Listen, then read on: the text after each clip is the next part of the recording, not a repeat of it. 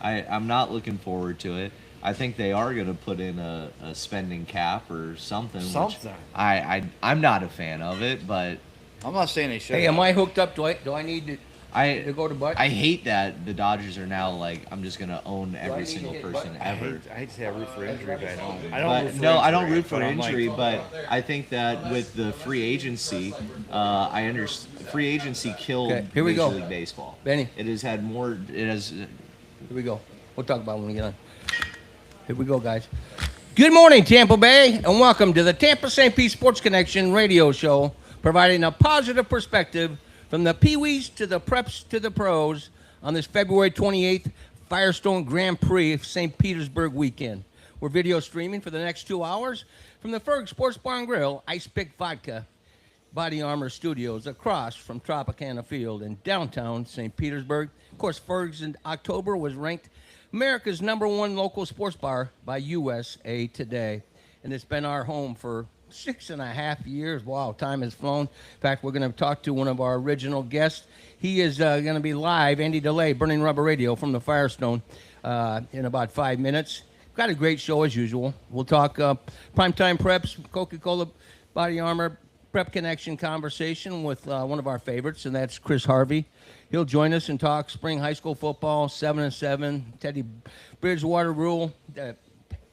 They pay to play, and that's a topic that we'll be beaten to death. Alex Reba's not on the show tonight. You know why? The kids at Madison Square Garden, St. John's, Villanova, and he'll break it down for us next week. I want to be him when I come back in another life. And then my good friend Dan McCarney, he's going to do us a favor and come on about noon. Talk about 10, 15 minutes to some of the things that are going on in college football. Of course, it is NFL, what do they call it? Underwear Olympics. Yeah, no. Oh, yeah. Lingerie Oh, the football. free agents. Over there. Underwear Olympics. The Underwear Olympics. Yeah, I mean your combine there in Showcase. Indianapolis. Yeah. And then we'll talk a little high school in the second hour. We're going to have the Largo Packer baseball team down here. And then plenty for us to talk about. Rays, nice win, 6-5 yesterday. And it's early. But Pepe Al got some work. Clevenger got some work. The guys are working together a little bit. It's Grapefruit League. I know that Tristan and Jake smile every time they see Pepio because they got that one-on-one conversation, and he's a hell of a nice guy. I'd love to get him on this show. Well, hey, Jake, Tristan, let's work on this, guys. You got the in now. Let's go. We got to get the on the tee segment because that was the golf question, You'll of find course. him on the golf course. There you go, Pepe Al McClanahan. And who'd they say the third person was in that group there? That was the third golfer. Maybe it was Clevenger, the other pitcher. And Wyatt Ross will also join us, and we're looking forward to rehashing the gold medals that went to the U.S. versus Canada, and we'll talk to Melina about that. So We're not going to let that one go. Ray, where were you yesterday? We were down at the race. We went down and, of course, again, shout out from last weekend. We were talking about the fact that in less than 3 or 4 days, they're able to put in all the steel, the turns, the 14 turns on that 1.8 mile track down there. Great day for racing. The overcast, it rain overnight. Going to be dry tomorrow, a little front. Not so much a cool front, but a front push through. Will Power, who's won this race several times, puts it in the wall in practice this morning, kind of flexing that because he kind of owns this race, right? But flex his muscle, puts it into the corner. They got to put new wings on it and get it ready because the qualifying is this afternoon for the St. Pete Grand Prix here in St. Pete. Is there any changes going on because of the rain yesterday? You said, what was it? The trucks got delayed? Well, the NASCAR Craftsman Trucks was what Nick was down here talking about. The sponsors with the truck, they're racing for the first time this year. They will race today in the actual race, but they were supposed to go qualifying. So what are we going to see? Some Ram 1500s out there? A couple King Ranches? Yeah, maybe an F-150 takes It the pole. looks pretty cool, actually. I'm all Yeah, for it does. I love the track I love the fact that you go down to St. Pete, and I go back to this thing starts in '89 when it was just they're trying it out, and then it goes away from the waterfront. But and then Indy cars come on just a few years ago, but they obviously again they had this. You can make it look like a Monaco or make it look like a Grand Prix of Japan, and right down in the water, and it's international, which is one of the great things. Met some guys this morning in Walgreens. And local. Well, yeah, and from Indiana this morning, people at Walgreens, they were getting their supplies to head down, Yeah. and again, it's expanding. Now we got people from here to the beaches that are coming in from all over the United States for this race, and that's a good thing. Yeah, I was down there at Perry's Porch this morning getting a little coffee. You know, I got to get a little hyped up. You were down at Perry's Porch this Yeah, morning? went down there, you know, sightseeing, looking crowded? at the water. Mike, there's a bunch of people walking around there. People Buzz. from all over. They got their little passes on. Yeah. A pass I can't afford. I'm gonna probably go for that $30 and shoes ticket. that I can't afford either. $1,000. How can you afford to go to Perry's Porch? It's a $5 cup of coffee on a Saturday. I Living can treat big, myself. yeah. I can treat myself Hey. after a long week of school. Don't dress for the job you have. Dress for the one you want. So I'm at Perry's Porch having coffee, Hanging even though out, rubbing elbows, looking at ladies for future potential. Looking at something, you know, enjoying myself. You're listening to and watching the Tampa St. Pete Sports Connection live on our YouTube page, Facebook, and of course Instagram. And we've got Jake in the house on the video, as well as Tristan taking care of our social media as always. And we're just, I'll tell you what, Adam Fernandez has just knocked it out of the park of late. Let's talk a little bit about the Rays and the moves that were made. As I watched that game yesterday, it's going to be an interesting 2026, guys. A lot of things going on. I mean, back to the stadium. You know, there was the initial shock. I think people thought that with the new ownership group, they were suddenly going to go out and sign we were going to become the Dodgers East. That wasn't going to happen. I mean, you wanted to. I want to say they've spent judiciously. They've spent very cautiously, if at all. They've got some talent here, but that's what you get with the Rays, though, Ben. You got a great pitching staff. You give all the young guys on the farm a shot to want to get here. You got a junior Caminero. There's the potential, but the AL East in 26, it's going to be a tough ask. If anybody thought that we were going to spend money like the Dodgers, I mean, that's more money than probably all the tax dollars in Pinellas County get raised. So even if the city and if the governor was reaching out like he already is, and he's pissing me off with all, we'll get there later. But you know, we couldn't even keep up with the Dodgers if we wanted to. But you know, they've made some moves. They've done little things to get our attention as fans. And I'm happy, but I'm not. You know, I'm cautiously optimistic. Cautiously That's optimistic. the well. That's the Rays. That's the mantra for our Rays every year. We're cautiously optimistic. But if Shane is back, Pepiel looks good yesterday. Clevenger's been solid. I mean, and then some of these pieces, you still have to have a lot of faith that there's going to be an offensive production. I wouldn't. I'm not expecting a lot from this team this year. Scrappy. And scrappy. It's the best we can ask for, maybe.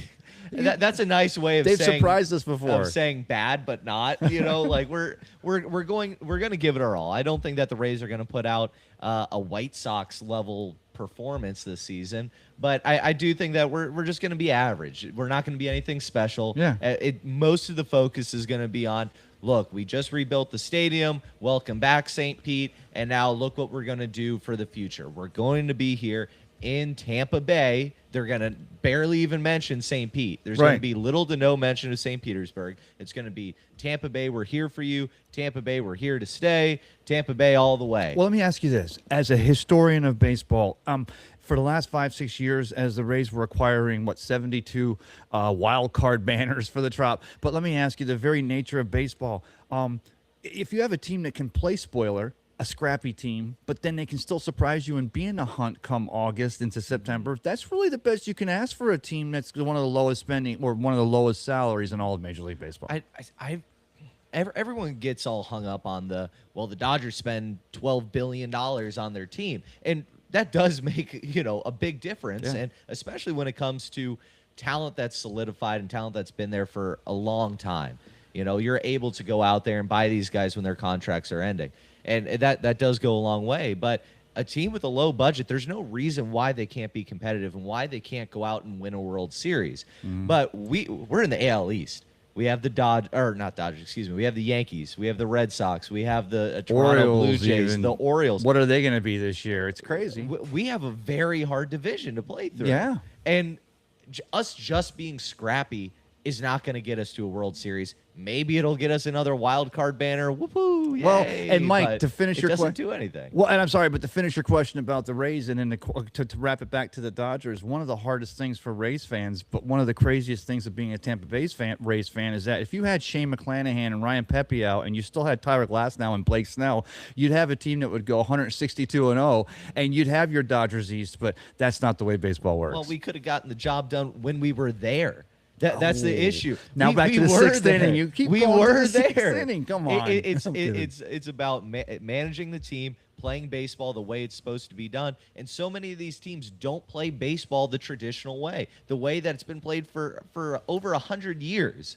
And now we're all on analytics. We're on this. We're on that. And it's lost the feel. It's lost that gut feeling that baseball used to have that allowed for teams to go deep that were, let's just say it, not these $1 million babies. Well, what if I told you this? It's not so much that baseball's forgotten how to be historical. It's that the baseball fans of today don't understand the historical nature of baseball. So baseball's trying to find that medium ground. But I think we'll a lot see. of it also goes to the players themselves.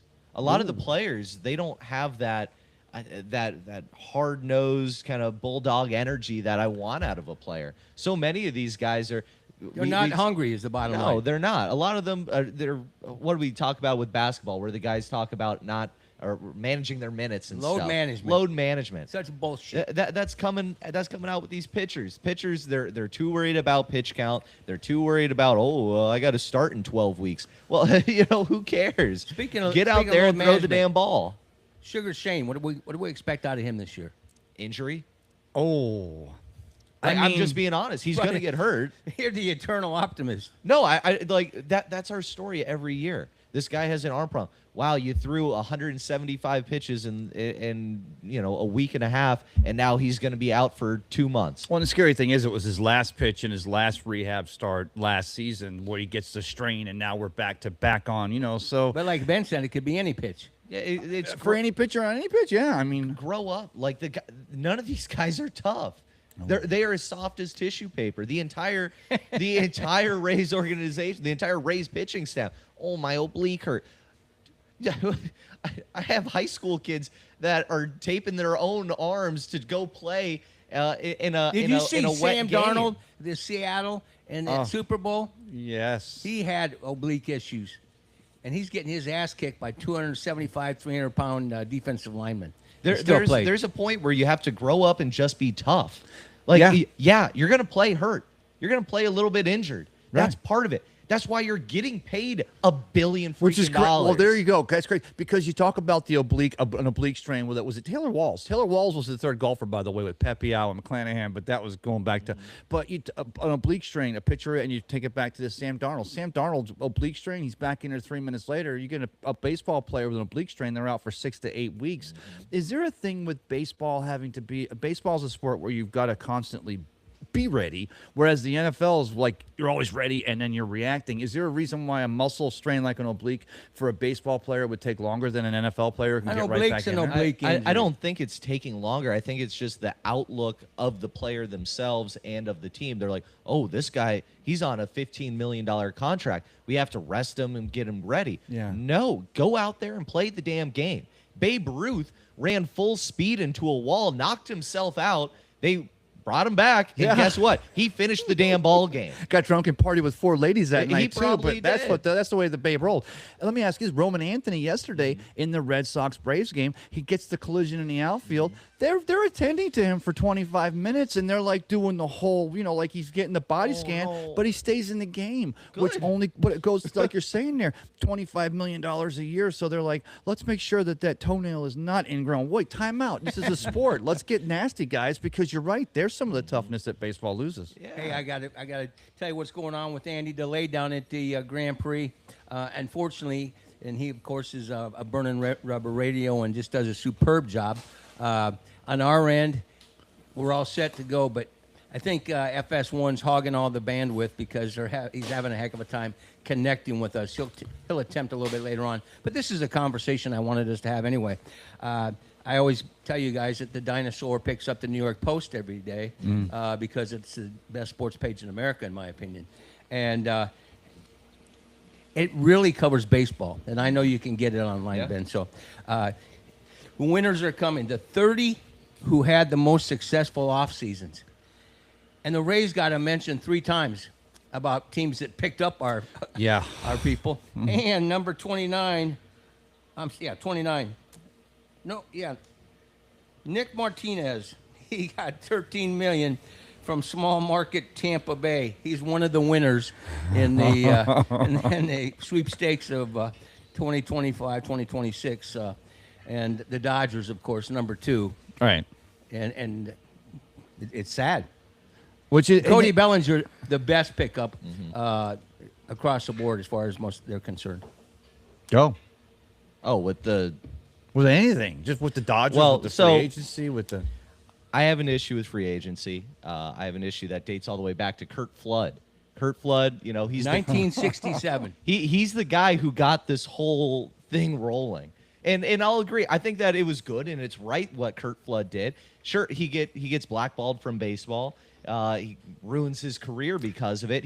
Well, I shouldn't say ruins. He sacrifices his career for the betterment of the players. Right. He ruined it and sacrificed it at the same time. Yeah. Yes, but I feel like ruin has this negative connotation to it, where his Well, sacrifice if is more you were a St. selfless. Louis Cardinal fan of those days, Well, sure. it had Well, a negative connotation. It's because he was going to the Phillies. He's being sent over to them against his will, and you know he sues them under antitrust laws. Makes some arguments about some of his rights plus being racial violated. tension in that racial era. tension as well, and I think it's a blessing and a curse because the reserve clause is kind of what held baseball together, and I think that kind of kept baseball a little bit more competitive. Yeah. You don't have the Dodgers so much. I mean, with what the baseball the Rays play, Right. would have been a lot more beneficial if. Are you if the crazy? Yeah. If the reserve The way clause they was know how to still- work the options and keep your way. we they would work still it. have every single player. We would still have David Price pitching on his rotation. You're not wrong. we but- would have such but it's set us up for where we are today, where baseball and sports in general have skyrocketed in value. Yeah. You have an outrageous amount of money being spent. Dodgers have a what is it like $2-3 billion payroll now, It's, which I mean they do have to pay the payroll tax or the luxury tax. That's I am what it so is. over that because that's a thing, but it's not. It is, and they don't really care. They're just going to blow Well, through it it. bought and the just keep- Rays again, 7 of those wild card banners. But I mean, you know, at the end of the day, but go ahead. I'm sorry. So I just hope that because I don't want there to be a salary cap. I think that will damage baseball even more. Well, they're talking of 280 to 320 million for the ceiling. for the season. Yeah. That's the players are never going to agree to play. No. And I'll tell you And for- this. and Nobody for their is. lower teams, they're looking at 120 million to 140. It should be that you have which to there's spend. the raise right there. Yeah. They should say that you have to spend a X amount of dollars, not a salary cap. It should be you need to spend at least this floor. much. That's what we talk There about, needs to a be floor. That's the way that you solve this. I don't think that you solve it through a salary cap because you're never going to. First of all, the Dodgers ain't going to agree to it. The Yankees aren't going to agree to it. The Mets aren't going to agree to it, and neither is the Players Association. Well, you can't have a salary cap because the minute you have a salary cap, you're going to give 26 other teams an excuse to the reason why they say our ownership's not spending to the cap, so that's the reason why we're not going to spend at the gate. But there has to be a ceiling because I think of having a floor is good, but then having a Dodgers, Yankees, and the Mets or the Astros that they decide to not tank, spending so much more. But you're right, a cap. I think baseball's a sport. You can't have a cap because of You've Babe let it Ruth. happen You got for to. so long. Well, you got to have superstars. You got to have the big salary. They're putting all the money on this arm or all the money on that bat. Whereas football are 11 guys, a 53-man team. Basketball, I don't even understand that deal. But no, you already know how I feel about basketball. yeah, I know. I just. But I don't. I thought we were going to break it down with you since Alex Reba's not here. Yeah, basketball. The slam dunk, the alley oop. How Yeah, can the you be a tropic, hater? March Madness the is Tropic just- Thunder, or not Tropic Tomorrow Thunder. is March Flint first. Tropics. Flint It's Tropics. Tropics, yes. Flint Tropics. That's And who it is. I told you about Jackie Soul- Moon. Jackie, it's all basketball. It's on right now Netflix. All about the ABA. You know, if it wasn't for the ABA, the NBA would not have. I'm so old. I went to ABA games.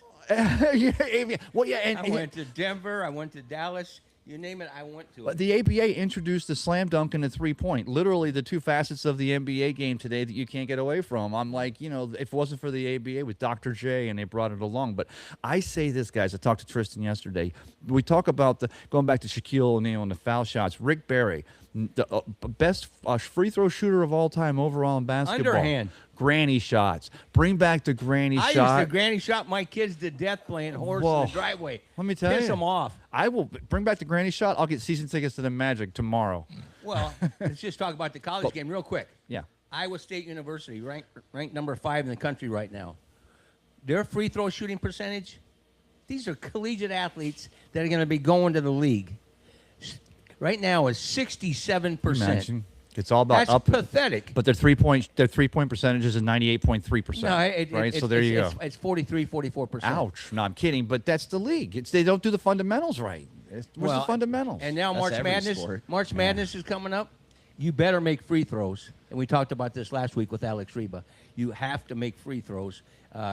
It's 6 games. It's hard to win 6 games. I'll get off the topic in a minute. No, you're good. You're You've spot got to on. win 6 games in a row. If you can't make free throws, you are not going to win the national championship. it's they're- always going to come down to free throws. Yeah, they're free. You might as well take them, right? Oh, from the baseball guy. You do know something about Let me it. tell you what. It's in the name. It's in the name. Yeah. Naismith would be so proud of you right now. The ball's around. You get in the hoop, and Hey, you in keep going. baseball, you get a free pass if you want. Yeah, it's a walk. Yeah, exactly.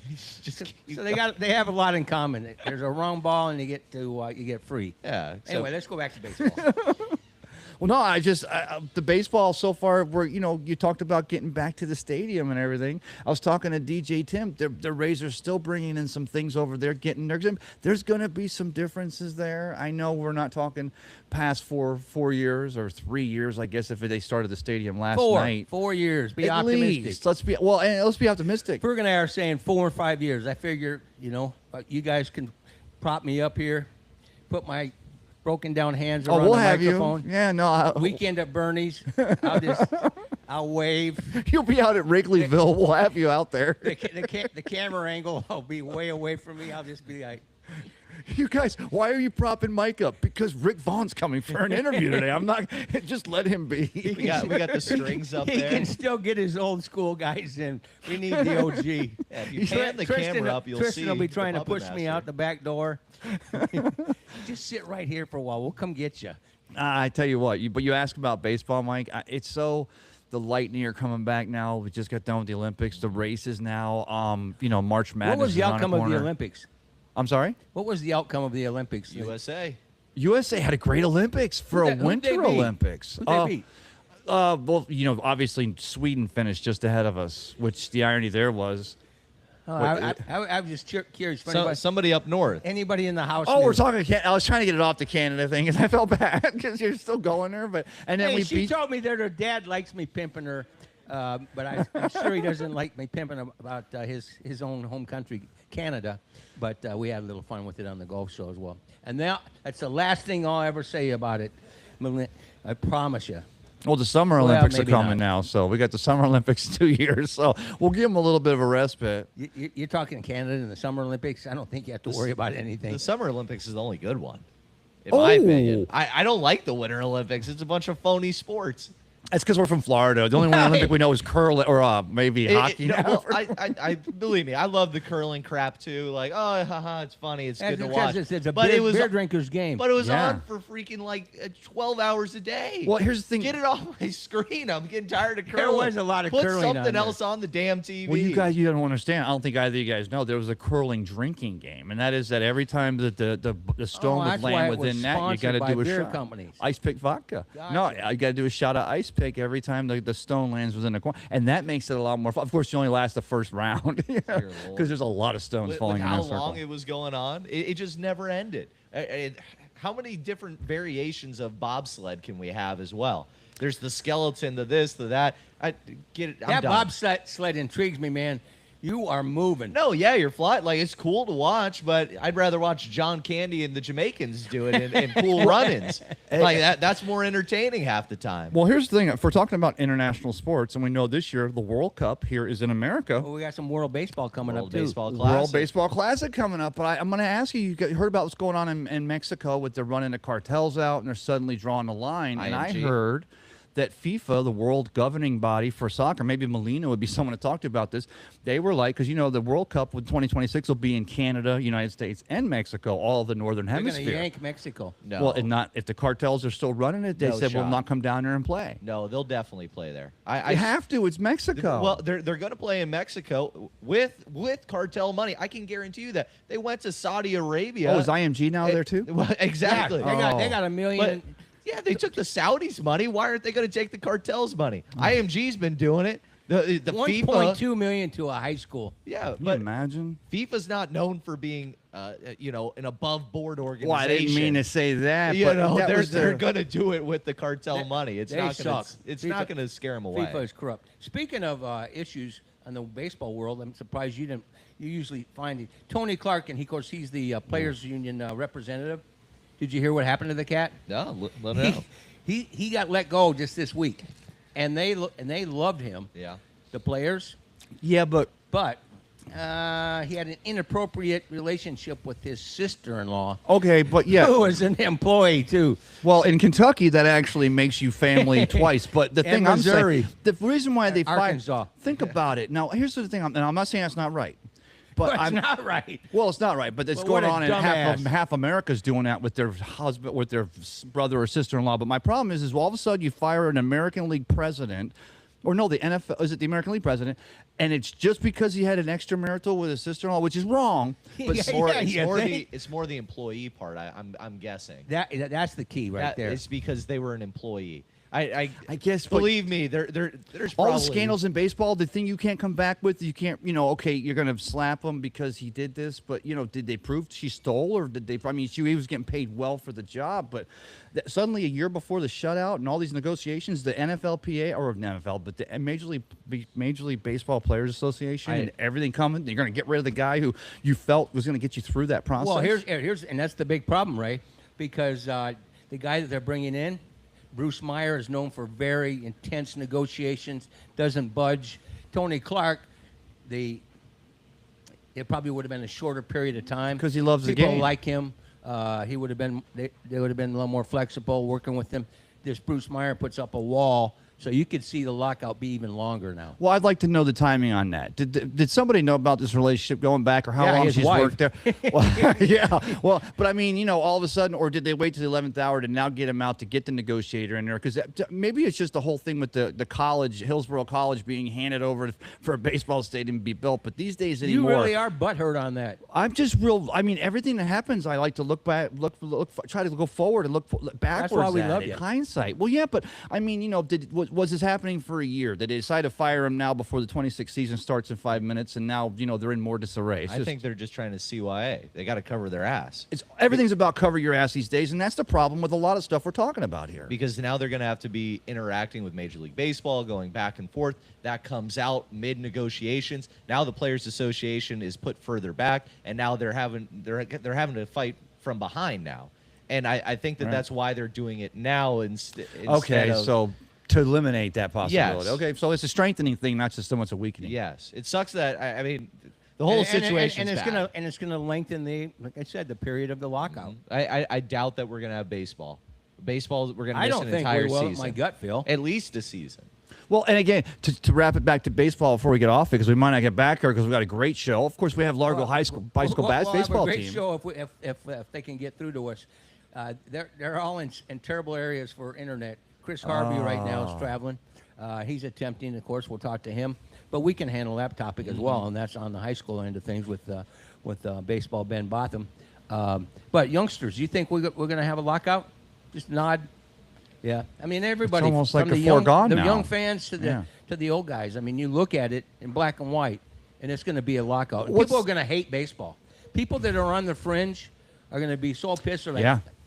they Hey, did we're- this to, well, they did it to me. I was a Yeah. big baseball fan last time. And that was So were 94, you. 95, you said, right? Was that the shutout? Yeah, Where they lost the entire- Expos were supposed to win it in '94. I mean, the worst part about that is the Expos, they have a great team. They flip them with the Marlins. The Marlins become a better team, and then they do away with the Expos. Oh, okay. Don't even get me started. But, 94. And where's the Hail Mary pass here? There's no Hail Mary pass to avoid a lockout in 27. I mean, the owners aren't going to suddenly go, yeah, we were wrong all along, and we don't want to try to strengthen our game. The players aren't going to say suddenly, yeah, we want a salary cap, go ahead and strap us. So, just who budges?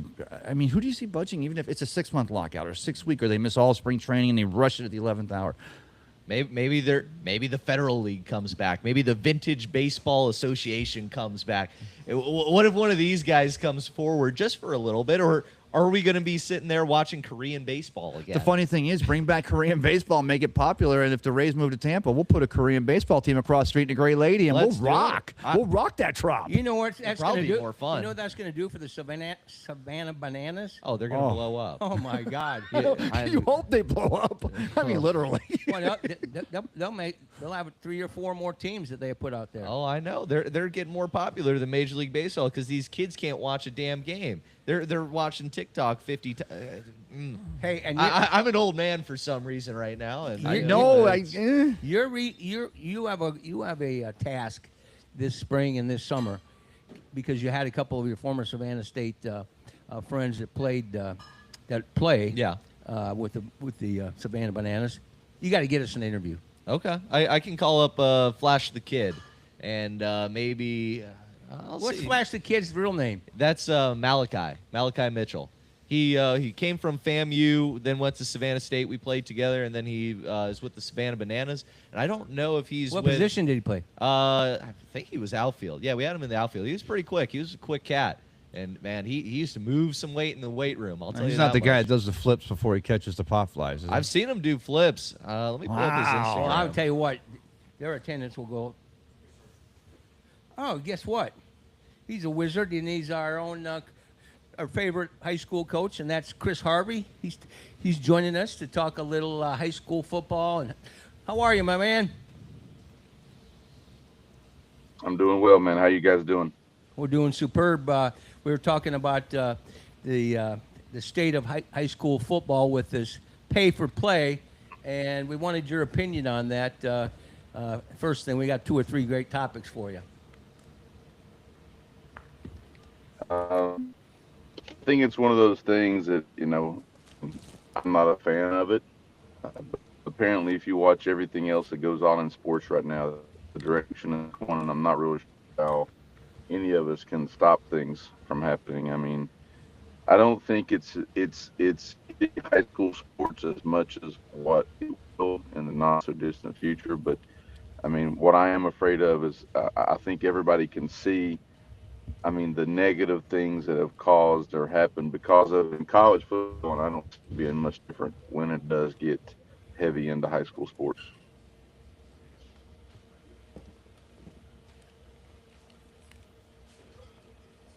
Did you hear him, Ray? Yeah. Can you hear me, Chris? I didn't hear. No, I don't I have can hear you. Can you guys hear me?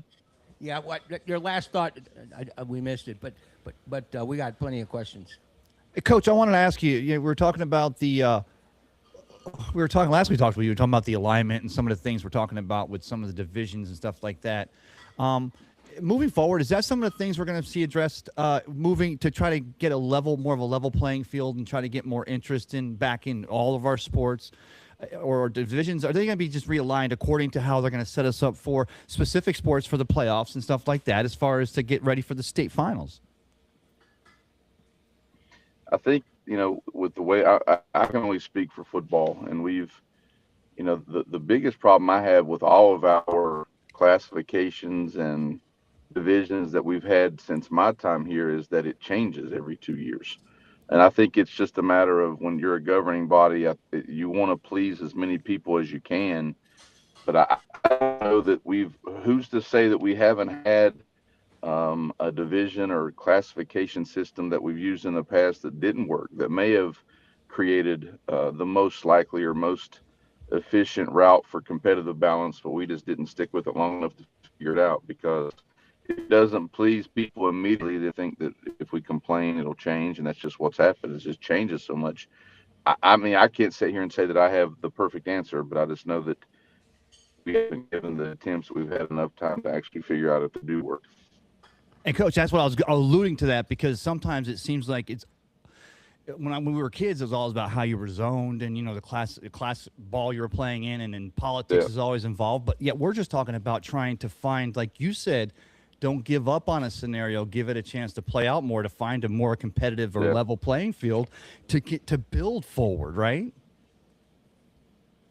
Yeah. I mean, and also I do think that is there a lack of competitive balance in the state of Florida? I think there is, but I think sometimes we fall back on the easiest blame. Like I hear all the time, I'm from a private school, and there's a lot of imbalances created because I'm a private school. But to be honest with you, if you look at the majority of the rules, the majority of private schools in the state of Florida can't take advantage of some of these rules for non-traditional students. Our schools, private schools out Florida, doesn't take a non-traditional student, which means if you aren't sitting in a seat at our school, you aren't allowed to participate in sports. But then there are other places, mostly public schools, where whether you come from a church school that doesn't provide a sport, or you're at another public school that doesn't provide a sport, or you're a homeschool kid, those kids are able to play in those public schools right now. So I mean, there are issues of surely, being a part of a private school with the financial support that we have can be considered that. But then there's also rules that are in place that allow for public schools to have competitive balance if they so take advantage of them. So I think I think there's an argument for each side. I don't know if there's a perfect answer for everything. And sometimes it's just like anything else. I don't think people really want the perfect answer. I just think they want something to complain about. And we're talking, of course, with Coach Chris Harvey from the Clearwater Central Catholic High School. Fantastic football program. But, Coach, let me ask you this. The Teddy Bridgewater rule, we're calling it now, right? The $15,000 per coach per sport, or being able to spend on their players and such. What kind of an impact or change will that have on our public schools and then also our private school programs, or will it be both in the same? Well, I have to be honest with you. I haven't read much into it because a few of the times that I read was that the state now will allow a coach to spend no more than $15,000 of his own money to help support players. Well, then at the same time having those conversations, we have a huge entourage of coaches in the state of Florida who, rightfully so, are fighting for them to be able to make salaries that are equal to the amount of work that they put into. So I think sometimes when people make calls, it's a way of sugaring things up. I mean, what high school coach has $15,000 of his own money to be able to spend on his kids? Now, that's not saying that a coach, no matter what the salary he makes, part of a coach is being able to take kids from where they are and meet them where they are. So I have the privilege to work with kids that come from all walks of life and economic backgrounds, and I'm not going to let a kid do without. All right, but now you're telling me I'm allowed to spend up to $15,000. How about finding rules that would allow you to be able to help those kids that need it when they do? I think it's just the name itself, it's just a knee-jerk reaction to a player who I have nothing against what he was doing. Was helping his kids where they needed the help. He was creating an experience, providing an experience. Now, does he have the means to provide a better experience than probably I would as a coach? Surely. But again, it's just a lot of these conversations are brought up because people don't necessarily like the advantages that another person has. So if they complain about them enough, then somebody will make a rule or a law that will address it. So, see, I got to say, I think football. And that's just. Football is a different animal compared to all the other sports. Football, first of all, in Pinellas County, is the only sport that makes money. Baseball doesn't make any money. Tennis certainly doesn't. Bowling doesn't. What about bowling? No, we don't make any money. So the only one that's solvent, that's actually making money, is football. And what I'm nervous of with a lot of the advantages that the private schools have is that they have the ability to throw a lot more cash towards these teams. When you look at the baseball programs, at least in Pinellas County, a lot of the baseball programs haven't gotten baseballs that you need to play, and you go through about a dozen a game, and a box of baseballs costs well over $100. The county's not supplying that. Wow. We're a program that has some money, and we're trying to get baseballs from the county. They said maybe we can get you 5 dozen. I'm still stunned. That's 5 games. That's 5 games you I'm get still to play. stunned that Boca Ciega They does don't not even have a baseball program. And that's the thing, is that those kids in the public schools, I think what you're going to see is a lot of people starting to go to just travel ball, and you're going to see people are these players losing a lot of the skills and a lot of the fundamentals that you develop at the high school level, and it's going to be a detriment to baseball as a whole in Florida and Pinellas County, and it's going to affect other sports. Football, it's going to be completely different because it's the only one that makes money for Pinellas County. And you're right in saying that probably the disparity between the high school or the public schools and the private schools in that sphere, I think is a lot more even than, let's say, baseball or tennis or bowling, any of those where you can get a lot more funding from the private school as opposed to Pinellas County.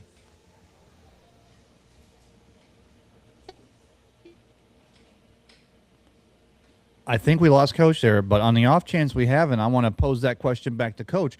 Because at Clearwater Central Catholic, I see the soccer, I see the volleyball, I see the baseball. So they have that tent and I don't mean to give Coach Harvey praise, but the tent that football program and the entire school gives it is a pretty wide tent. There's a lot of shade. So yeah, you got a school like Bogey loses the baseball team. How do we fight to make sure that all these schools have a chance to have a tent, to have a shade, to give their student body and their other athletics? Well, you charge the students $50 to play. That's the answer, right? Coach Harvey, you still there? I am, sir. Can you guys hear me? I do hear you now, Coach. Do you? I know, like you say, you've been so busy, and there's no off season for you at all anymore, Coach. I know there's not. But have you heard anything about the $50 per student is it per sport to participate in Pinellas County to be in these high school sports programs? And do you know, Coach, if you do know of it, is it per sport or is it just $50 per child, and that would cover all the sports for a calendar year? I have heard of it. I know that there are counties. I actually live in Pasco County, and I think I read where they've been doing it for years. And I do believe that there is a fee for the first sport, and then there may be an additional, I don't know, prorated fee if there are multiple sports. I've read that there's a couple different ways that the public schools are looking at that, but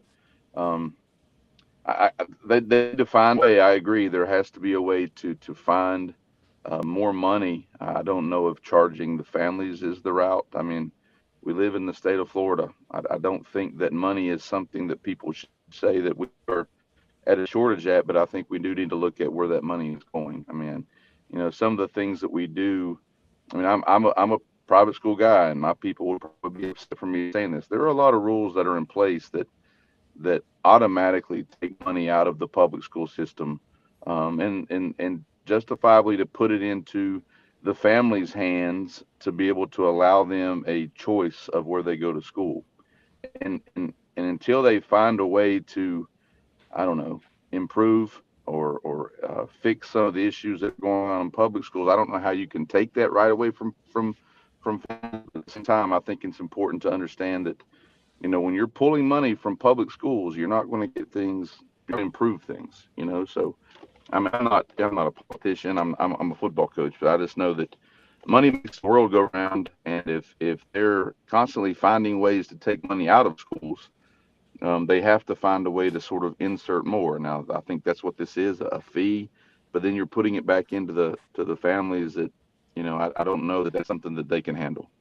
You're listening and watching the Tampa St. Pete Sports Connection, live from Ferg Sports Bar and Grill, conversation with Chris Harvey. He's the head coach at Clearwater Central Catholic, the Marauders. And if you were a politician, your ass would never be on this show. And I know you got something you want to talk about, my man. Well, no, Coach, I wanted to say I'm glad you said that, and I know you didn't. We don't have it for fact, but we're gonna follow up on this because Mike and I and Ben were talking this morning, kind of spontaneously, about the whole $50 deal, and it was like, I tried out for wrestling in high school. I went out for basketball until I literally realized I could not shoot a left-handed layup. I mean, we tried these things, and I know Coach Harvey, even there at Clearwater Central Catholic, in all of the established programs you still have those crossover students that come out, and that's again part of building that student body enrichment. So I'm hoping that is like a $50 initial, and then maybe a per diem, or like you said, a prorated, because that's what sports in high school is all about. It's about winning, but it's really about involvement, and that's what we're trying to do, right? For all kids. For the entire student body, and then the parents by association. Part of that is the community. So the athletic director for Pinellas County has come out and said that there is going to be some kind of a waiver to get around the $50, whether it's kids who are eligible for free lunch, that they wouldn't have to pay that $50 waiver, or maybe even a reduced fee to play. Those things are going to happen. Well, in but Pinellas, that's a lot of waivers. It's a lot. But the thing is it's going to be for just predominantly the economically challenged schools. Those schools are going to have entire football. The Gibbs, yeah, the they're going to have Ciegas. They're going to have entire teams that aren't paying that money, and then and it's not fair to schools like Seminole, to Osceola, to Eastlake, that you're going to have an entire program of kids all having to pay and shell out this money. And yeah, they probably do have more money than the kids going to Gibbs, but that's still tough to put out that much money. You got 3 kids, and each one you're going to have to shell out $50, $70, $75, maybe even $200 for that kid to play. It's not fair, especially when these kids go to graduate. You got to pay even more money to graduate. Yeah. You got to pay money for the books. You got to pay money for this. It ain't free to go to school, and now you're paying even more. It's ridiculous. Coach Harvey, that could drive them to club sports. It is, and that's what's going to happen. These kids are going to be playing travel ball, and those costs considerably too. Trust me, I know. It's going to kill every sport but football. That's what's going to happen. Coach Harvey, you got to go in your own pocket. You're part of the program. Go ahead, Coach. I'm sorry. I do have a question though. I'm sorry, but I know we're saying that we're pushing. If these actions are going to push them to club sports, I did have a public school coach in Pinellas County that made a point to that effect. These club team sports, they're not inexpensive. I don't think that pushing them to club sports, because those are more expensive than any $50 fee there would be. I mean, I don't agree with the fact that, I don't know how much competitive imbalance is going to create by charging a fee. I don't really know if I agree with the fee, but I think that, outside of football, club sports have annihilated high school sports in general. And the crazy part about it is club sports. I mean, I know there are scholarships, opportunities for those things, but those aren't cheap either. So I think that, I understand what you're saying. Certain schools would pay more than others because of where they fall economically. But again, I think it's just a knee-jerk reaction of trying to find a quick, easy fix. When if you improve the schools in general, right, then those things that we're talking about are naturally going to improve as well. I mean, that's just my opinion. So, well, these club sports, and you see this happening, since there's no guidelines, and if they are, they're not tightly watched. They get sponsors, they get car dealerships, they get dads that own businesses. So there's no regulation there, and they can load up their teams. And I saw it, raising my kids. Back in the 2000s, it was rampant. Here I am, my little sports connection, sponsoring a team, and the guy that owns 4 car dealerships, his guys have the best unis. They're traveling in great vans. I mean, and then there's urban areas where they're going in and plucking the kids and showering them with gifts and money, and nobody's monitoring that. So why would they want to go play for their high school if that's going to cost them? And that's one of the dilemmas that it causes. It happens in baseball with the perfect game stuff. They'll get these kids and they'll say, okay, you're a pitcher. We're not going to charge you to play in this tournament because we want to show you off. They're going to charge the kids who are, the B and the C tier players. They're going to charge the crap out of them, but the A tier players, no. We're bringing them in. We're stealing them. We're snagging each and every single one of them. And I maybe it's just because I'm a baseball guy, and I see how crazy travel ball is with all that, but it's absolutely absurd. Basketball is just as bad. But yeah, I could imagine, how much I love basketball. Well, used to be. Soccer's bad too. I want to ask Coach Harvey this, but I want to make a point. It used to be every high school team, every sport had one or two travel ball players. Now it's everybody's a travel ball player, and the team's lucky at the high school if they have one or two of those travel ball players on the team. Not in all sports, Ben, because it's different in every school. But Coach, we're talking about load balancing from the NBA all the way down, and then we have the debate every year about 11-year-olds being taught to throw a curveball and throwing their having a Tommy John surgery before high school.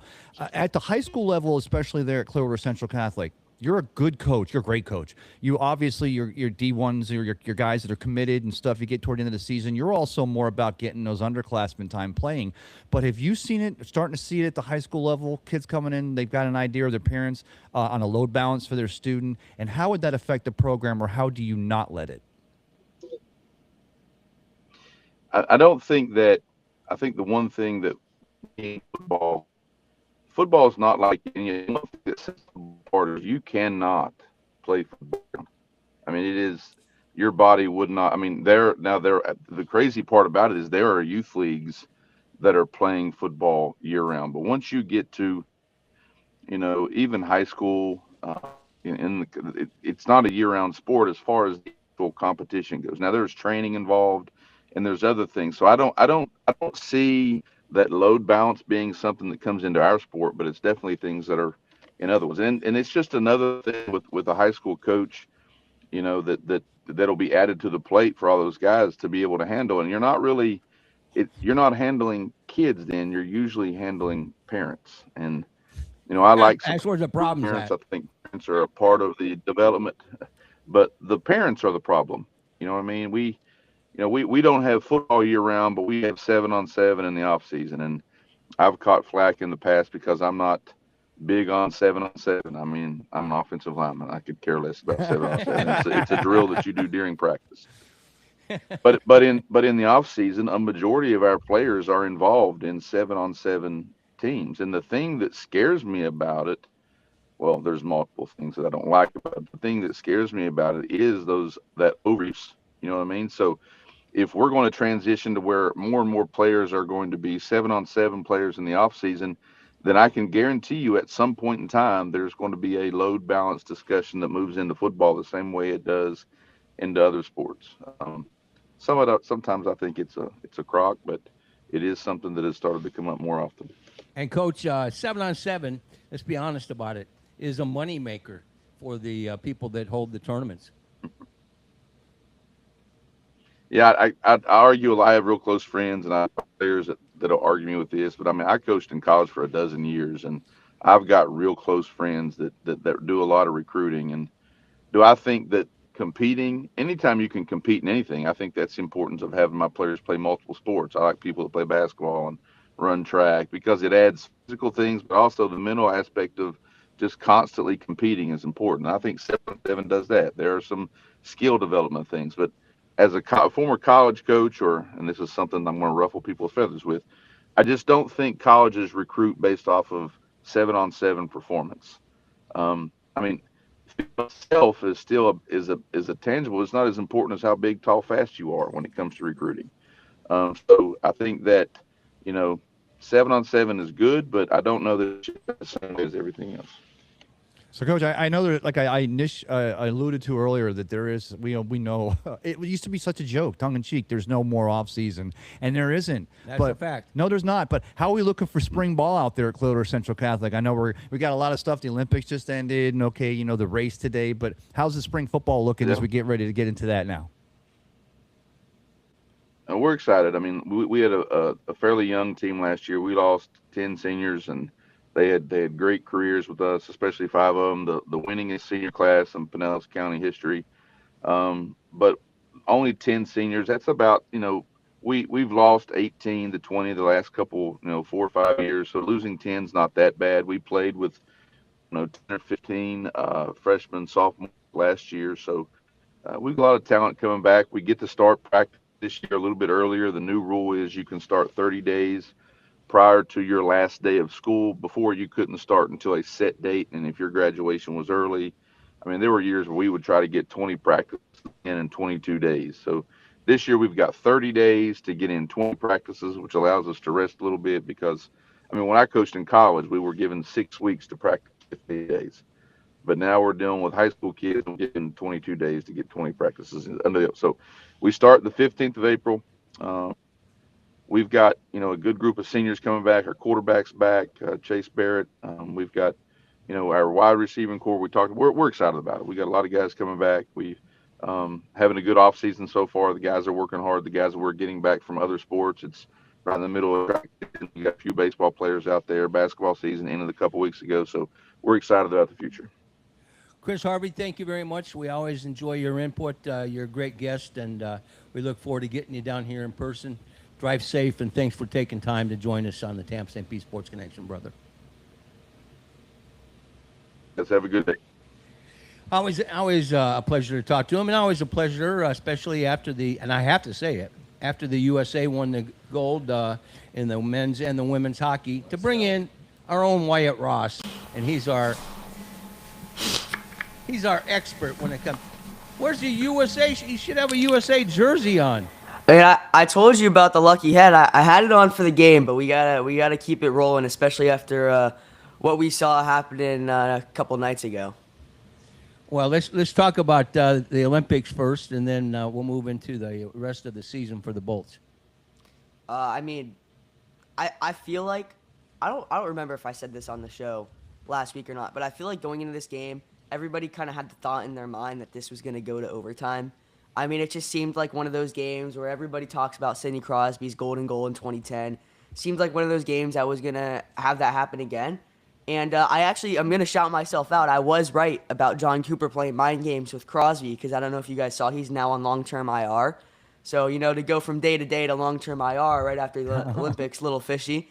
So I'm going to pat myself on the back on that one. And, I mean, and I texted you while this game was happening. In those first couple of shifts, those guys were skating harder than I've seen guys skating for the Stanley Cup Final Game 7. I mean, they were flying out there. You could tell the Olympics means so much to these guys. And Matt Boldy, what an amazing goal in the first period. And then obviously Jack Hughes, the golden goal in overtime. Both brothers scoring huge overtime goals for Team USA. And I think the real all-star of this game is... Oh, absolutely. I mean, obviously you don't get to the golden medal game without beating Sweden. Quinn Hughes was able to do that in overtime. Then Jack Hughes with the chip tooth. He got us that 4-minute power play. Finished it in overtime with an assist from the greatest player of the Olympics, Connor Hellebuck.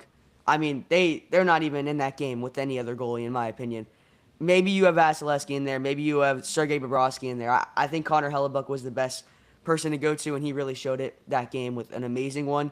And in terms of how the NHL season is going, it's also showing that the Jets are the issue in terms of that whole situation with Connor Hellebuck.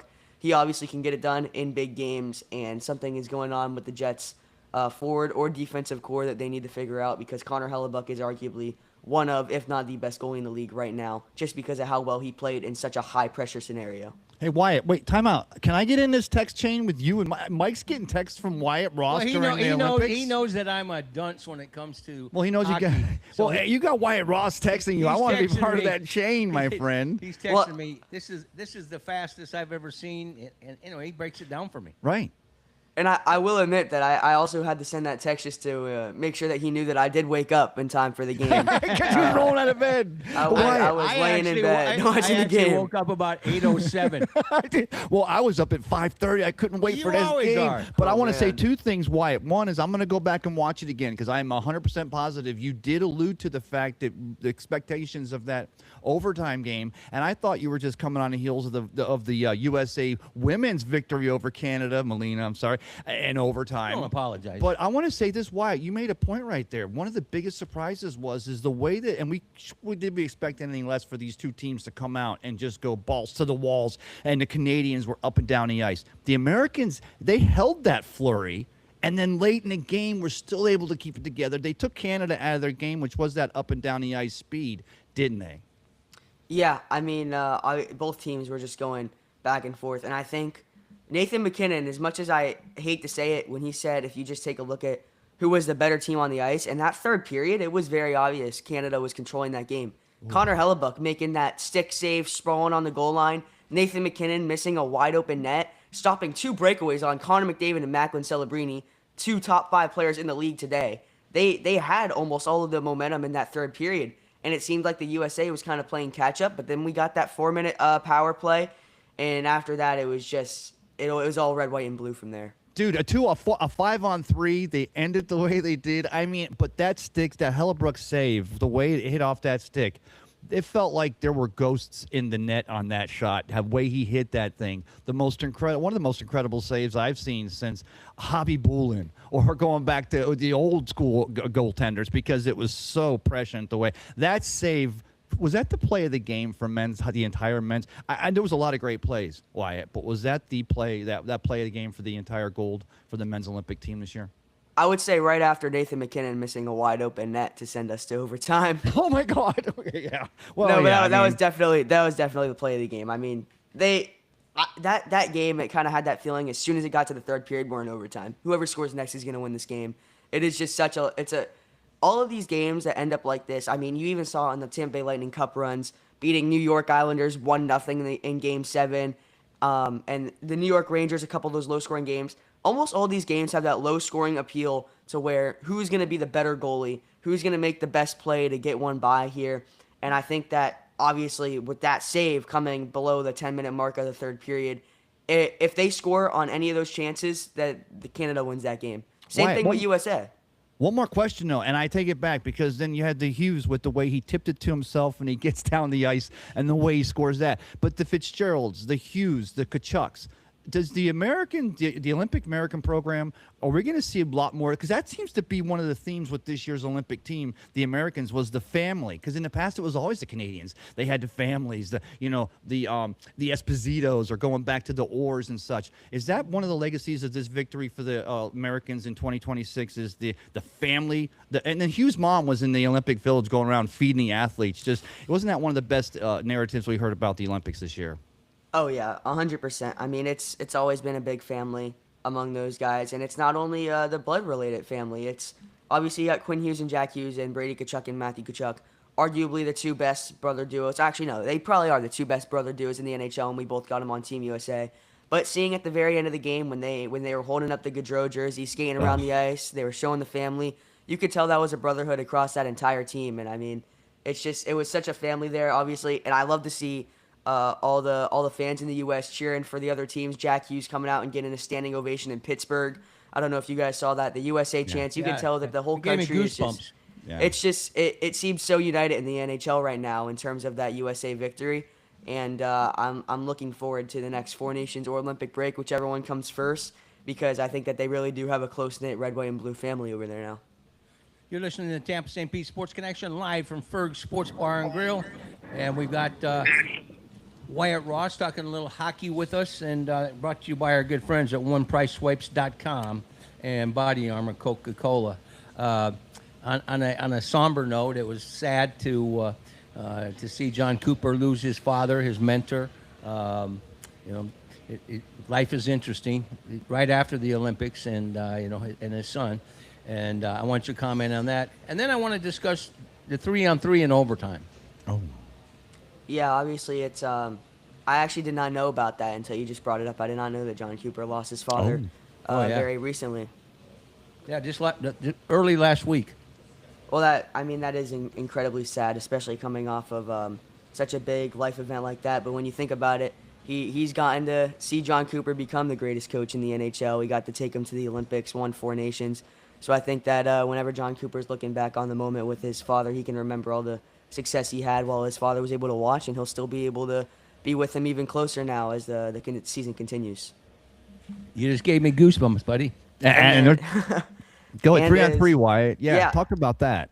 As far as 3-on-3 goes, obviously 3-on-3 is very exciting hockey, and they did say this during the intermission for overtime. That was another weird thing is they have the playoff overtime intermission rules where you get a full intermission, but then they have 3-on-3.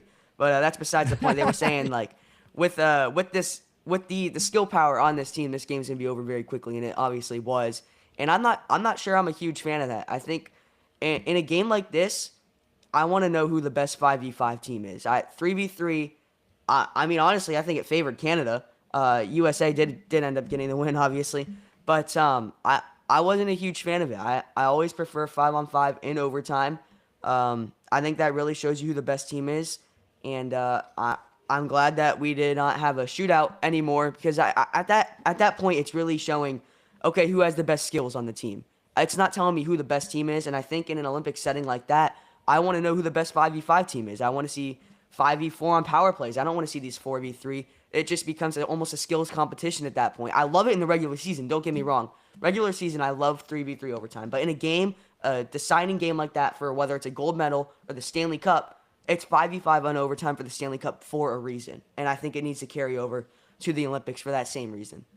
Well, he's Wyatt Ross. I'm going to cut you short because I've got Coach Dan McCarney in an Uber, and I don't want to roll up his fee today in Ames, Iowa. But my man, the teenage phenom, covers it like no other. We'll talk Bolts in the rest of the season and your thoughts there. But it was great to be an American, and this is a sports moment that will go on in the minds of many, just like the 1980 team. And there'll be a movie. Netflix probably has the rights to it right now. I hope to see a movie on this one pretty soon, because that was a very entertaining Olympics. Wyatt Ross is going to play Hughes. There we go. I'll take actually both of the Hughes brothers spots.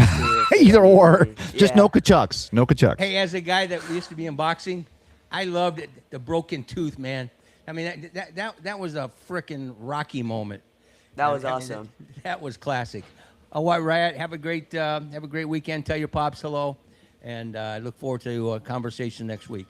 Thank you very much, and as always, go Bolts. Go Bolts.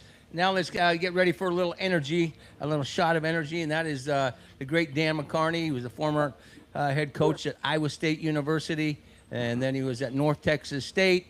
He was on the Florida staff when they got 2 national championships, Tim Tebow and Urban Meyer. And then he helped jumpstart the USF program with Jim, and I'm looking forward to this conversation. How are you, Mac? Great, Mike. Back in God's country in the state of Iowa, man. I know you love this place, and so do I. But there's a lot of snow stacked up they had a blizzard here about 10 days ago. Yesterday was sunny and 60. I was about ready to sunbathe out in Des Moines, Iowa. Hey, I know my son said he's coming down for Easter. Said can't come soon enough. So you're heading to a coaches conference, a conversation or convention? Yeah, it's one of the biggest clinics in all the Midwest. They do a beautiful job. It's at Prairie Meadows. They bring in, there's over 1,600 coaches. Mike, it's an amazing thing, because they used to have the annual coaches clinic in Cedar Rapids for many, many, many years. Then it fizzled out. They used to have one in Jefferson, Iowa that would sell out for 500 people. Fizzled out. And then they started this now 13 years ago. And the last 5 years, they've had over 1,600 coaches, which is incredible at Prairie Meadows. So Tom Moore, that is just retired from the NFL at 87 years old, legend in the NFL. He coached Terry Bradshaw. He coached Peyton Manning. He's been with the Bucs the last few years. He was with Bruce Arians when they won the Super Bowl. He came back. He played for Forrest Davishevsky at Iowa. So he and Kirk Ferentz drove over from Iowa City. And then Jimmy Rogers, a new Iowa State coach, spoke. I spoke, and we just had a tremendous time. And the great thing about it is, Mike, as you know, you come back to Iowa, you just don't everybody's either an old friend or a new friend. That's just the way it is with the hospitality in Iowa. And then I had about 25 or 30 former players that coach in some capacity in the state of Iowa. To see those guys giving back to the great game of football that was so good to them, it's just really cool to see. I forgot that I went to a couple of those back in the day when I had the Iowa Sports Connection, and was blessed because, a lot of conversations, interviews, and plenty of content. But I guess, that's all positive. And Coach Moore, they broke the mold with that cat. How old is he? 82? 87. He just retired because his wife had a stroke, Mike. His wife had a stroke, and she's doing okay now. But that was the motivation to quit coaching. And if you listen to him yesterday, Toby Keith wrote the song after golfing with Clint Eastwood, and Clint Eastwood was golfing 5 days a week. And Toby said, "How the hell do you do this? How do you do this at 90 years old?" when he was out there at the time. And he said, "I don't let the old man in." And Toby Keith said, "Well, I'm going to go write a damn song about that." And if you haven't heard it and listened to the lyrics, Mike, you got to do it. Great song. I play it once a week to remind myself, my It's his man. I'm ringtone. telling you, Yeah. how old would you be if you didn't know the day that you were born? Isn't that a classic lyric? I love that lyric, and I've used it often. My dad's 87, and I sent it to his wife to play it for him. Speaking of Coach Monty Kiffin, I mean, they were cut out the same, and he's a Nebraska guy. Those two were cut out of the same cloth. No question. Just ball coaches. They could line up and coach about anything in the game of football. When things didn't work out at Iowa State for me, I was offered a job at the Tampa Bay Buccaneers. I interviewed with John Gruden and Monty Kiffin. That was 7 hours at the chalkboard. We did take a bathroom break and a water break, but that was one of the most grueling things I'd ever been through. And then they did offer me a job, and I just don't know at that time, honestly, Mike, if I felt like down deep in my heart that I was good enough or smart enough or talented enough to coach in the NFL. So I decided to go with Jim Levitt at South Florida. We ended up having we caught lightning in a bottle. We went to number 2 in the country. We beat Auburn at Auburn. We beat Rich Rod and West Virginia. They were ranked 5th in the country. We beat North Carolina. They were ranked. We beat Louisville. They were ranked. It ended up being a great decision. And because of the success of that program, I got the opportunity to go join Urban Meyer at Florida. And we were 30-2 our first 32 games and won that national championship. So it's been a great run. And I'm just so blessed because, Mike, honestly, I never knew growing up, I never dreamed that I was going to get an opportunity to be around so many special young men and so many great players and so many great people and so many great coaches in my career. I've been really blessed. And Coach, I was going to say, of course, that led to the call from Urban Meyer in the plane. You were on your way, I think you said, to Alabama State. Was it the coach? No, I was actually offered the job at South Alabama. Urban was recruiting in Houston, Texas with Chuck Heater.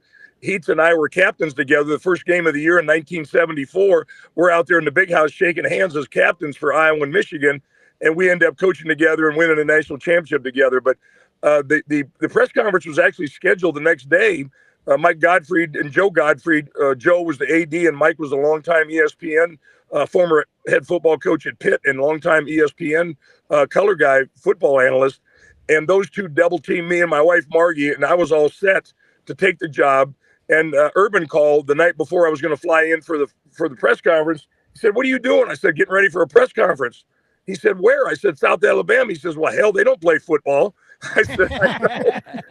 I know, but they got $12 million in the bank to build facilities and get a office complex and practice fields and locker rooms. We're going to play our games in the same stadium where they played the blue-gray game for All-Star game for many years. And that's when he said, "Well, listen, that's a great opportunity, but if you haven't gotten to campus and you haven't accepted the job, one time in your life, you should go to a place where nobody on our schedule will have better play.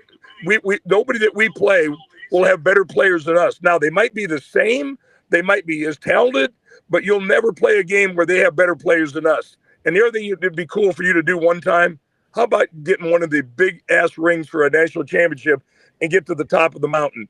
So that was one of the hardest decisions I had to make, to call Joe Gottfried and Mike Gottfried and those guys. But in the end, it worked out great, and my family got to enjoy being a part of a national championship. And as you guys know, in the profession of college football, that's really hard to do. You got to be really good, really talented, really lucky. But we were able to do that, and it was a really special experience. In fact, Urban Meyer, who also lives in Sarasota, he's got a national champion head coach's house, a little nicer than mine, but we both live in Sarasota. In about 3 weeks, we're going to get together, and he's got about 7 or 8 of our coaches getting together from that national championship staff for the day, go out in a boat, tell stories. Some of them will even be true.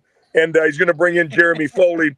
Jeremy Foley, the guy that hired Urban and was with us in the trenches, is good at AD I've ever been around, and it'll be a hell of a reunion.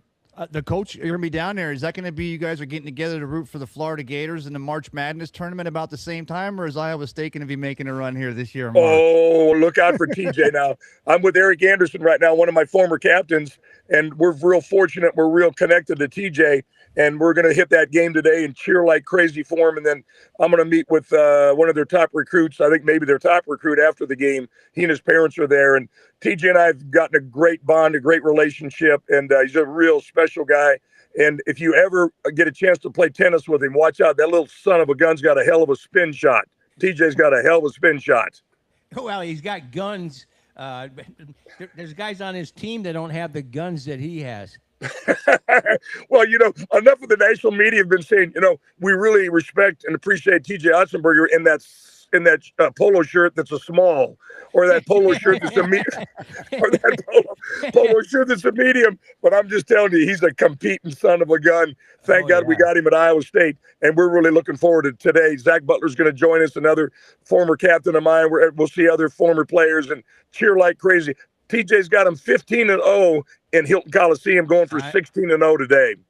Against BYU, that's going to be a tough contest. But no, it's Texas Tech today. Texas Tech. I'm sorry, you can't go against Hilton Magic, my man. You know that. Mike, it's real now. It's Hilton Magic is real, and they're going for 16-0 today. And I'm not a betting guy, but if I was, I'd be calling Vegas and putting money on the Cyclones. Coach, I got a question for you because it seems like every time we talk to you, there's more news, NILs, transfer portals, playoffs, expansions. The Trinidad Chambliss, Ole Miss, the guy made that program, kind of took him on his shoulder, took him a lot maybe as far as they were going to go, even with Lane Kiffin, who knows. But he goes to court in Mississippi. He gets that approval for that 6th, or is it his 7th year? I don't know. 7th year. But where are we falling, Coach? Because it's such a changing landscape continuously. But you, Coach McCarney, how are you feeling about these athletes? We always want them to get the best they can. We want them to get the best overall experience. But at what point is it just part of the continuing professionalization, if you will, of college football or college sports? Well, one of the things I think there's a lot of hope and excitement for the future that we can get this under control, because you guys know it's out of control, and we want to pay student athletes, men's and women's athletes. It's what we fought for many, many years, and we're finally getting an opportunity and a chance to do that.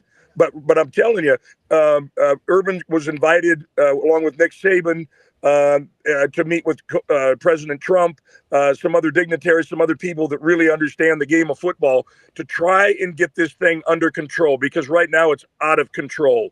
And when you get quarterbacks that are playing at 5 schools in 5 years, something's wrong. How about loyalty that's unconditional and unconventional and uncommon? Stick together, stay together, enjoy the brotherhood, enjoy winning, enjoy having success, instead as soon as the season's over, looking for someplace to take your ass to another school. So it's got to get under control. I'd really like to see it where you can have one transfer without any penalty, get in the transfer portal one time. But this nonsense of transferring 3 and 4 and 5 times just to try and get more money at the next place, it makes me sick to my stomach. So I'm hoping we can get that under control. It's out of control right now, as you guys know. And I'm hoping, and of course, right now, as you guys know, what happened at Indiana is putting a lot of pressure on other coaches and other administrations and athletic directors, because a lot of people forgot he won 11 games a year ago, and he brought basically his whole James Madison team with him. But he was able to back it up this year by going out and getting all kinds of transfer portals. And I was talking to Kirk Ferentz, who spoke at the clinic along with Jimmy Rogers from Iowa State, and Kirk took 15 transfer portals this year. I think the most he'd ever taken before was 4 or 5. But it's the Indiana influence that you take guys. And as I asked Kirk, and this would make sense to you guys, I'm sure. I said, what's the difference with the guys that came in at the semester in January and came through the transfer portal? And he said, maturity. Just being there, been through it, having a better idea what it takes, and not having to make the transition and moving away from your mom and your dad and your family and your everybody that loves you and your girlfriend and everything back home. They've already been through that for the most part.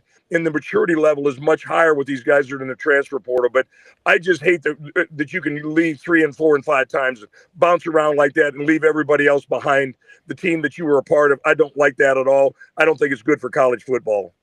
We're talking to Dan McCarney here on the Tampa St. Pete Sports Connection, live from Ferg Sports Bar and Grill, America's #1 sports bar, as rated by USA Today. Across from Tropicana Field, I'm going to get Mac up here to a Rays game. We'll sit behind home plate, buddy, and share stories.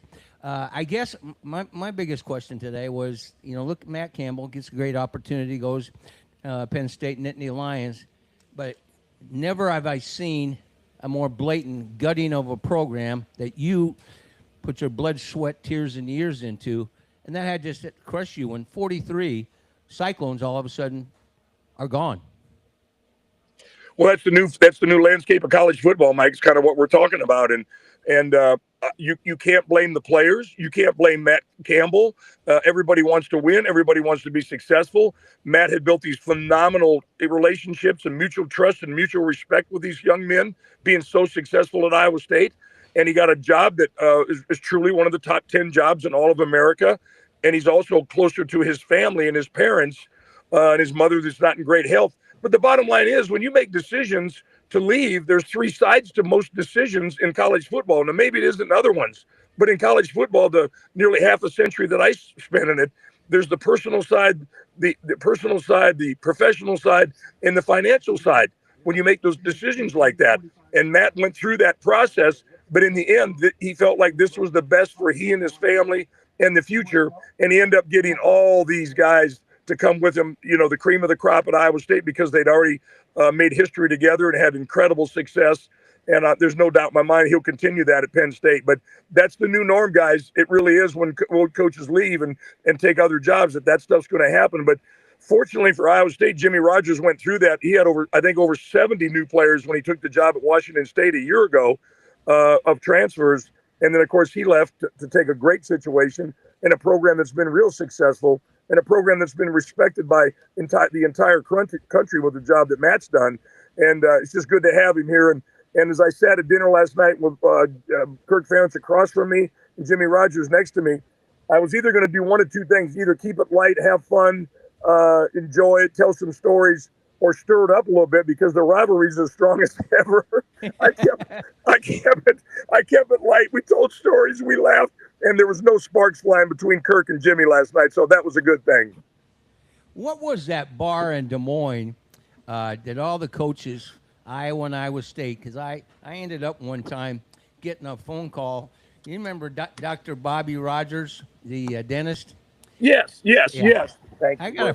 I got a phone call from him, and I had to go pick up Bobby Stoops, and I'll say about 3 or 4 other names.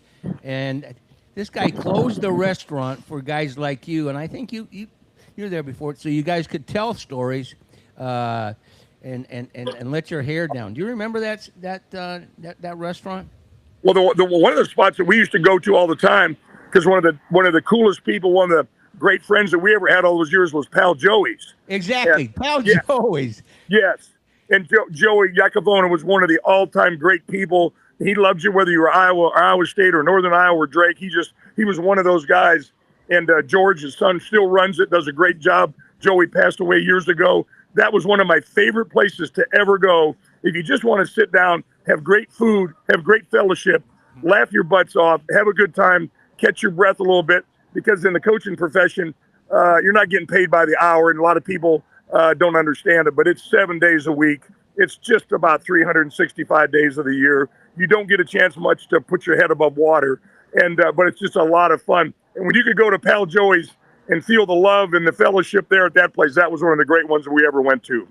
Yeah, I got the call. I think it was about 11:30, and I had a Dodge Caravan van. They didn't have 2 nickels to rub together. He said, "Hey, I got Bobby Stoops that comes to me now, Chuck Long and Jonathan Hayes, and one other kid." And he said they want to go out and eat breakfast. So here I am picking these guys up. I'd met them, casually before, and I was their Uber for another 3-4 hours. But that was a fun night, just listening to their stories. Mike, you're talking about 3 of the best that ever pulled on a Hawkeye uniform. Not only at Iowa with their great careers, but on in the NFL, just had tremendous careers. Even though Bobby, he blew his knee out, but Bobby Stoops, before that knee injury, there wasn't a better safety in all of college football. And we go to the Big Ten championship in Hayden's first year. Kirk and I are 25 years old. He's 2 years younger than me, but we were both hired at 25. And we end up going to the Rose Bowl in the Big Ten championship. And we still look at each other and laugh like last night, like, how did Hayden Fry hire us with no resume and no experience? Thank God he saw something we didn't see in ourselves.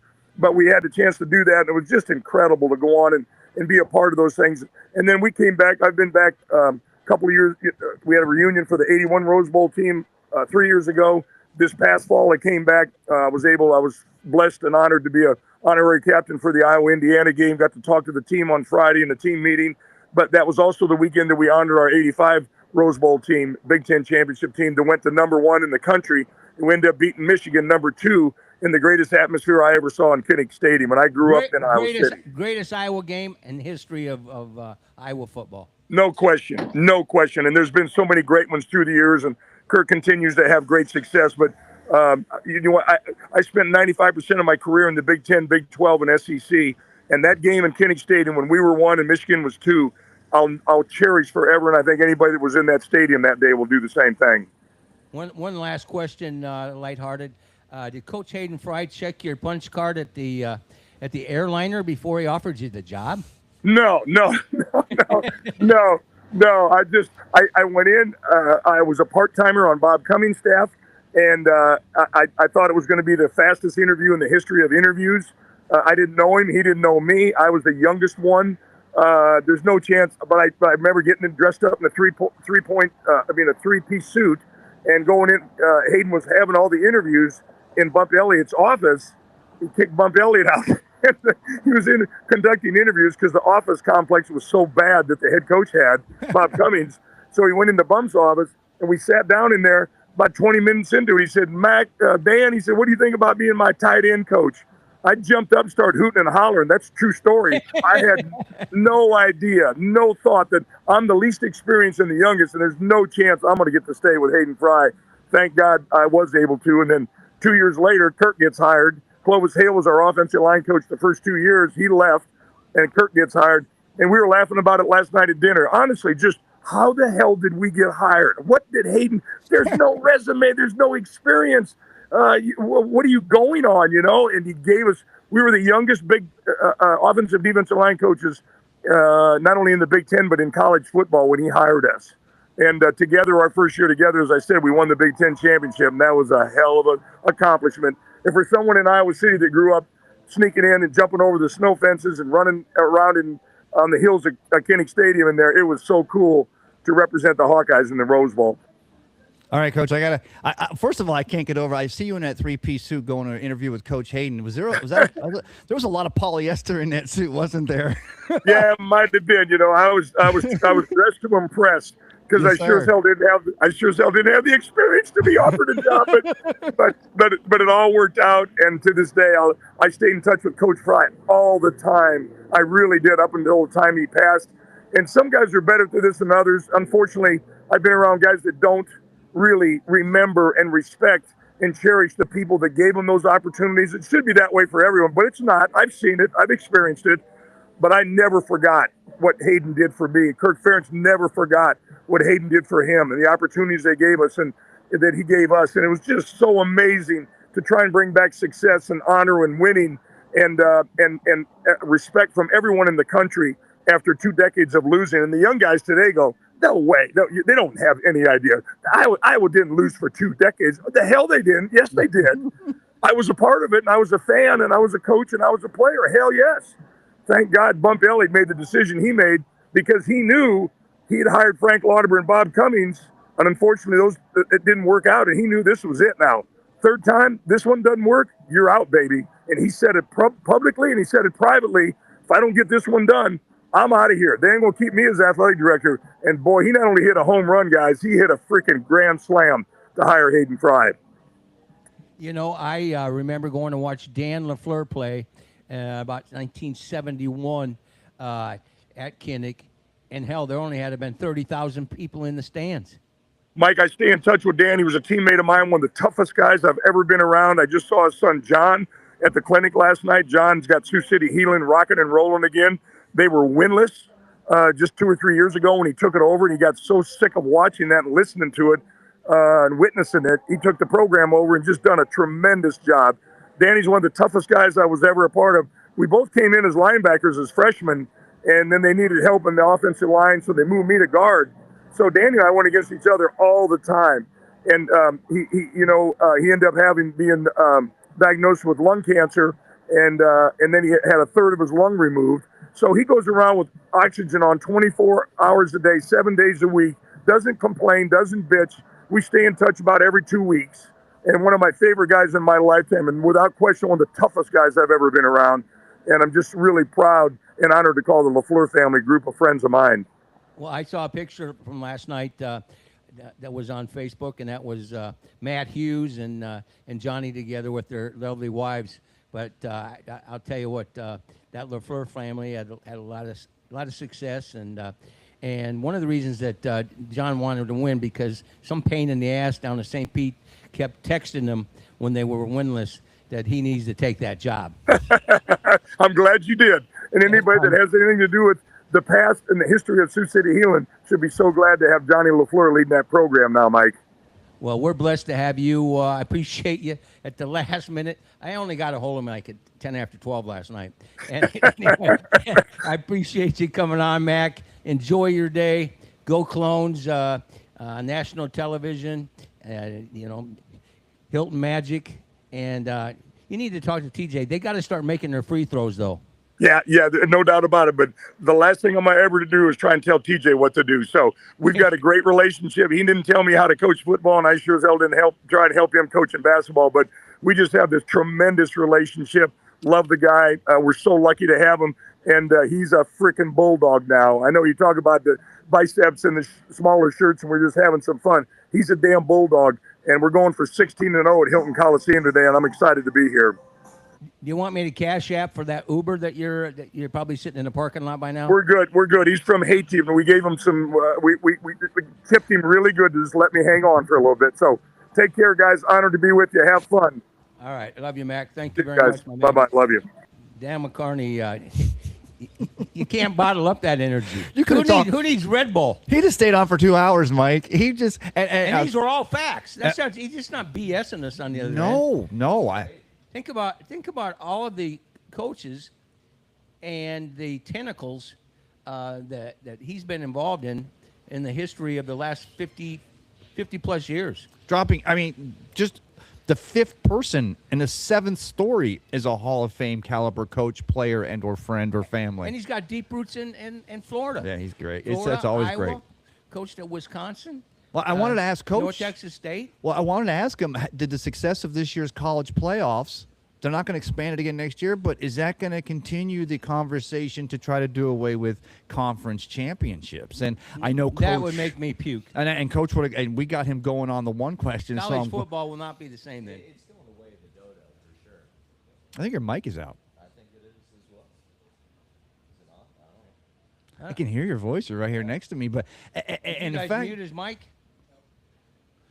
the thing about it is that I know you told me, Mike, that he was actually in here, but I didn't realize he was actually on his way to the Iowa State game today.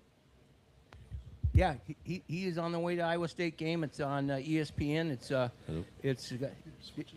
I think I fixed it. What'd you do? I don't know. I just kind of moved it, and it kicked right back on. Oh, I Bingo. knew you were falling asleep over there when we were talking anything but baseball. No, I wasn't falling asleep. But, yeah, I do think that it might be going the way of the dodo with these conference playoffs. Or not conference playoffs, but conference championships. Yeah.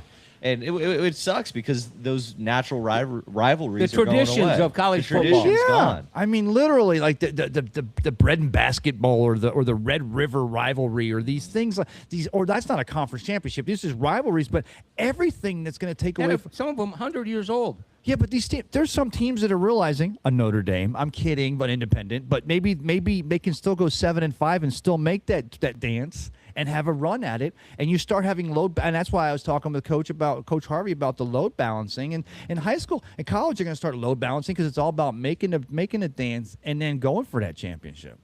Well, we're going to be talking to the Largo Packer baseball team. A day in the house.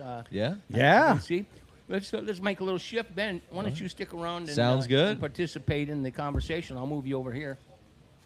And Brad Richardson's in the house. He's our director of high school sports. Bradley, bring him down and let's talk a little high school baseball. Brought to you by our good friends at Body Armor, Coca-Cola Beverages, Ferg Sports Bar and Grill, and then of course One Price Swipes.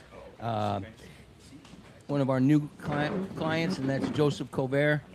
Packers baseball in the house, and Brad Richardson, thanks for lining this up. And I don't think Taylor wanted to talk to me today. He sent me a message a little bit earlier that he'd screwed up the timing on his sitter, but we'll continue this conversation. I'll turn it over to a couple of Seminole Warhawks who aren't really close friends of the Packers, but we'll have some fun. Hey, be nice, Mike. Be nice. All right, well, join us here on the Tampa St. Pete Sports Connection or Coca-Cola Body Armor Studios. Please welcome the Largo Packers varsity baseball team. Guys, good afternoon for being here today. Good afternoon. All right, so first of all, I know Coach Lehner's watching right now, so he'll get a chance to hear hopefully some nice answers and everything like that. But first of all, let's get everything started. It's time to introduce yourselves. You two are going to share that mic right there. Go and introduce yourselves, what year you are, and what position you play. I'm DiMaggio Coletti. I'm a freshman, and I mainly play second base. All right, speak up, guys. Make sure you speak up because, I mean, I'm everyone's Riley listening. Lube, and I'm a sophomore, and I play third base. What was your name again? Sorry about that. Riley Lube. Riley Ube. Awesome. I'm Jorge Morales. I play outfield, catcher, and first base. I am a senior this year. My name is Mason Zilius. I'm a sophomore, and I'm a PO. PO, that's it? Yeah. Nothing Let's else? go, POs. all right, all Hey, right. POs are the best guys on the field. I don't know. Are I you know kidding how me? you feel about those, Ben. We're a Hey. special bunch. I know. Yeah. Well, you have to close out a game. Let's put it that way. So you have to. You have no choice. So, guys, welcome to here for being on Saturday. As me and Ben know, obviously, a lot of games got canceled last night due to certain weather and all. So you will be playing again. Who were you supposed to play last night, by the way? Lakewood. Lakewood. Is that always like a tough team for you guys to play, or do you enjoy playing them? Any of you guys can answer that. So. Recently, it's been weird since all the seniors from last year. We lost 11 seniors. Last year was a way tougher team, we believe. This year, I think we're gonna manage to put a lot of runs against them. Absolutely. So, we're going to talk about a couple big games and all. You guys have a feeling, one game I'm going to talk about. But you guys just got done a couple weeks ago with the Packer Invitational. Yeah. That's always a tough week. Any tournament's a tough week and all. Let me ask you this. For you guys, at one point, did you ever get tired of doing field maintenance, collecting foul balls and all? Oh, 100%, yeah. Did you hear Coach like a mile away saying, who's on that? Who's on that? Yeah. Oh, who got the most? Who ran the most getting foul balls? It was you? Oh, you're the underclassman, right? Yeah. I did go get a lot of the. All right. Hey, that's what the freshmen do. Freshmen go get foul balls, right? Hey, maybe that's just I remember having to go through that. It's the rite of passage going through there. Yeah, and Ben, I was the one who was always saying, who's on it? Who's on it? Oh, yeah, you got to yell that. Exactly. So I want to talk about Packer Invitational. There's one big game we want to highlight, and that, of course, was you guys played a very great team. It's a dynasty team, of course. That is the Dunedin Falcons. Let's go to that game real quick. Obviously, you guys held them for a little bit, but something happened. They kind of came back a little bit, tied up in the 7th. How did you guys come around to get that, ultimately, that 8-7 win? What happened exactly? Well, that game, it was a lot of strikeouts. People were swinging. We were swinging the bats. We were playing defense, but just at the end, just kind of fell apart. Like, we started letting up some runs. Defense was iffy, but then we managed to get back into the dugout, back to hitting, and then one of our freshmen just walked us off. It was a perfect moment for him. Oh, come on. Coach Leonard probably gave you a great motivational speech, though, going into the bottom of the 7th, right? No, Guys, he's a loud guy. I know he's very motivational. Trust me on that. he mainly just yelled at us to kick their butt, basically. Oh, okay. Well, hey, look what happened, though. 8-7 final score. You guys moved on and all. And, that was just a great win. It's always a great win to see that. But, guys playing in the Packer Invitational, you guys get to see some great, great teams coming in. What was one of the games that you enjoyed watching during that? I personally watched the Eastlake and Osceola game at the end. It was fantastic to see the Osceola pitcher just I think it was 10 strikeouts in the whole game. It was like mind-blowing seeing that. Like, it just blew me away. Like, Eastlake, one of the top teams, and then Osceola, another one of the top teams facing off each other. It's always great to see two good teams facing off. Now, Jorge, you're a senior this year, correct? So you've gone through the program all 4 years at Largo? Yeah. So you're having to pass on what it means to be a Largo Packer. What's some of the things that you've passed on to these underclassmen that this is why you play for Largo, this is what's so important, this is what makes this a great team to play? So in past years, especially last year, we had a big senior class. The whole team was like a big family. We were all together in a way. I think that I'm trying to pass on to them is that we may not be like the best team at the start, but we will finish it. We will like fight to the end, and we will win games towards the end. Like, that's just how we are since a few years back, we've had a lot of walk-off wins in the past years, and most of our runs actually come in the later innings. Like in the start, we try to maintain a good defense, maintain the score evened out, and then just try and hammer in as many runs as possible at the end. You know, that's the one thing about Largo. There's always a surprise that happens here and there. There's always this one loss that you just did not expect to happen, and you guys are the ones who's always pulled it off. So, do you think that comes from maybe your approach at the plate? Or are you guys really trying to get into the bullpen and have them dig deep and go into some of their guys that may not always get a chance to pitch? Yeah, well, like last year it was mostly like wins towards the end, close wins. This year we are trying to, since it's a younger team, we're trying to reevaluate. We're trying to see what works better for us this year. But we've been trying to maintain the same culture, I guess, from last year of fighting towards the end, keeping good defense off at the start, and then just hammering as many as we can at the end. And yeah, it's mostly just the approach we have. Like maybe at the start we don't have the best approach. Maybe we like strike out a bunch at the start, but then as we see the pitchers and we rack up their pitch count, we start seeing them better. We start hitting them better. We have a better feeling towards the end of the game. That's when you see most of our runs being scored, most of our hits being shown, our walks, everything. Like strikeouts go down, walks go up, hits go up. Everything towards the end is mostly when like we turn up. So what was some of the goals that Coach Lehner set for you guys this season to be successful? Go ahead, man. You go ahead and talk. I would say just to stay in games and fight and work as a team, and just basically stay in games to be able to work with each other. Even if you're down by 6 runs, just keep going. Don't keep stop. going. No matter what the score is, just keep fighting. Ube, tell me what's one of the things that, you know, in terms of advice that Coach Lehner said to you that has just stuck in your mind and kept you going? I mean, just like showing your heart. Like no matter whether we're up by 10, down by 10, just always fight till the end until the game's over. All right, DiMaggio. Down there all the way then? All right, come on. You know, I want to ask you something about your name in just a moment, but go ahead. What's some of the things that he's told you? You know him. He's a very emotional person, obviously. So definitely not acting up if we're like down like a huge amount, like getting blown out. Like he doesn't want to see us not care about it. So he's just like really pushing us to like have a really great attitude all the time and just focus on our goals. Yeah, you know, you got a very interesting first name. All right, and I was just talking to some people before the show and all. You have a couple brothers, correct? Oh, that's me. Oh, that's me. Oh, I'm sorry, buddy. I'm sorry. Sorry about that. So tell me a little bit. Tell me about, what are your brothers' other names? What are their names? Garrick and Larson. Okay, did they play? Yes, they did. And they played for Largo, correct? They did play for All right. Largo. So what were some of the things you saw when they played? Larson, he was a PO, so he usually only came in when there was lefty batters because he was really good at striking out lefty batters, which I've also taken consideration with, like, just throwing strikes and then let him hit it, and infield and outfield, they'll do what they do. And Garrick, I wasn't able to like watch him as much because usually when there are games, I was in school because I was in elementary school when he played, so I wasn't able to see much of him.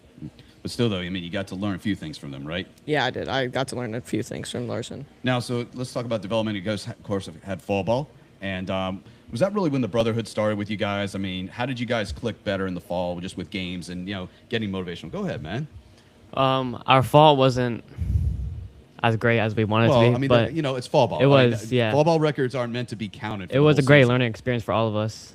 I mean, we pull up the win against Dunedin, and I feel like fall helped with that. Absolutely. So, all right. Of course. All right, Ben. So you guys were saying that there's a large senior class last year. Those guys leave. How has that changed kind of that dynamic of the starting 9 that go out there? Do you have a good mix of everyone from freshmen to sophomores to seniors, juniors? How does it look? Yeah, like I said previously, 11 seniors. It was a big class, big hit that we took, but this year, yeah, there's a bigger mix. There's juniors, there's sophomores, there's a couple seniors, and then there's a lot of freshmen that are getting a shot that if they went to other teams, they probably wouldn't have gotten. They're getting a good shot at a varsity team, seeing varsity pitching, all that. Something they probably wouldn't have seen in other teams. But especially sophomores who like came up last year, like Riley, he actually came up last year, played for us in the varsity in the spring when a couple of the guys last year like went out injured, but he saw how we connected last year. He saw everything, and then he just continued on with us. So, Do you think that that's led to kind of a wider sense of camaraderie amongst the team, that you guys are a little bit closer knit this year because of everyone having to pick up the slack from the underclassmen all the way up to the upperclassmen? I don't really know what to say. Anybody can answer, guys. Go for it. I mean, yeah. It helps having people who were on the team last year continue what we left with. Absolutely. So, all right. So, Benny, we're going to have to bring it up because it's a game that I will never forget, because I was just like watching this, like, how is this going on? Of course, that's the Seminole Largo game and all. And, guys, let me tell you something. Nolan was on the mound that game. He started, correct? Yeah. And I tell you what, he held his own. He held his own. I give him credit on that. I told Coach Lehner that. So, going into that game, Largo Seminole games are always intense, all right? It got to that 7th inning. All of a sudden, runs started getting scored and all. What did Coach Lehner tell you to do to keep going with that? I mean, that's probably that was a highlight moment for him during that game, right? That was he just wanted us. He knew that it wasn't gonna. He didn't think it was gonna be like a close game because of all us having our starting infield was 3 freshmen and a sophomore, so he didn't expect us to like be completely in the game how we were. He just wanted us to fight no matter what, and just as long as we stayed in the game and worked together, he was perfectly fine with how that came out. Absolutely, yeah. So, yeah, what was the final score of that, Benny? Like 7, I think it was like 8-7, 7-6, something like that. So, yeah, 7-8. but you can't walk away with your heads down with that one. Yeah. So you fought to the very end. So, you know, looking at it this year, your schedule and all that, I always love how teams basically put their schedules there. Obviously, you're going to have your district games, but when Coach Lehner talked to you about the schedule this season, what was the reason why he gave you some of the teams that you would be playing? Because I know you had Sun Lake, you were going to be playing at one point. Dunedin, obviously, you're going to be playing them again. Actually, you're going to be playing at their place this time. Yeah. Is that always cool to go to TD Ballpark, by the way, and play there? My first varsity game was actually at TD Ballpark. It was really fun to see, fun to be there. Mm-hmm. I actually came in as a substitute off the bench. I think it was like 2nd inning or something. I went into left field. First play I ever had in varsity, I made the out. It was perfect. Then it's TD ball field. It's awesome to be playing where a lot of professional players are playing right now at spring training. So it was a great experience to be there, and it will be a great experience for all the new guys that we have in the team. So I think it would be a really memorable thing to see again. Do you think you guys like play up when you go to a stadium like that? You kind of feel the energy from the ballpark. You know what I'm saying? Yeah. It definitely helps us like stay more into the game, like knowing that, like Jorge said, playing where most professionals are playing during spring training, it definitely helps us and encourages us to play really well. Yeah.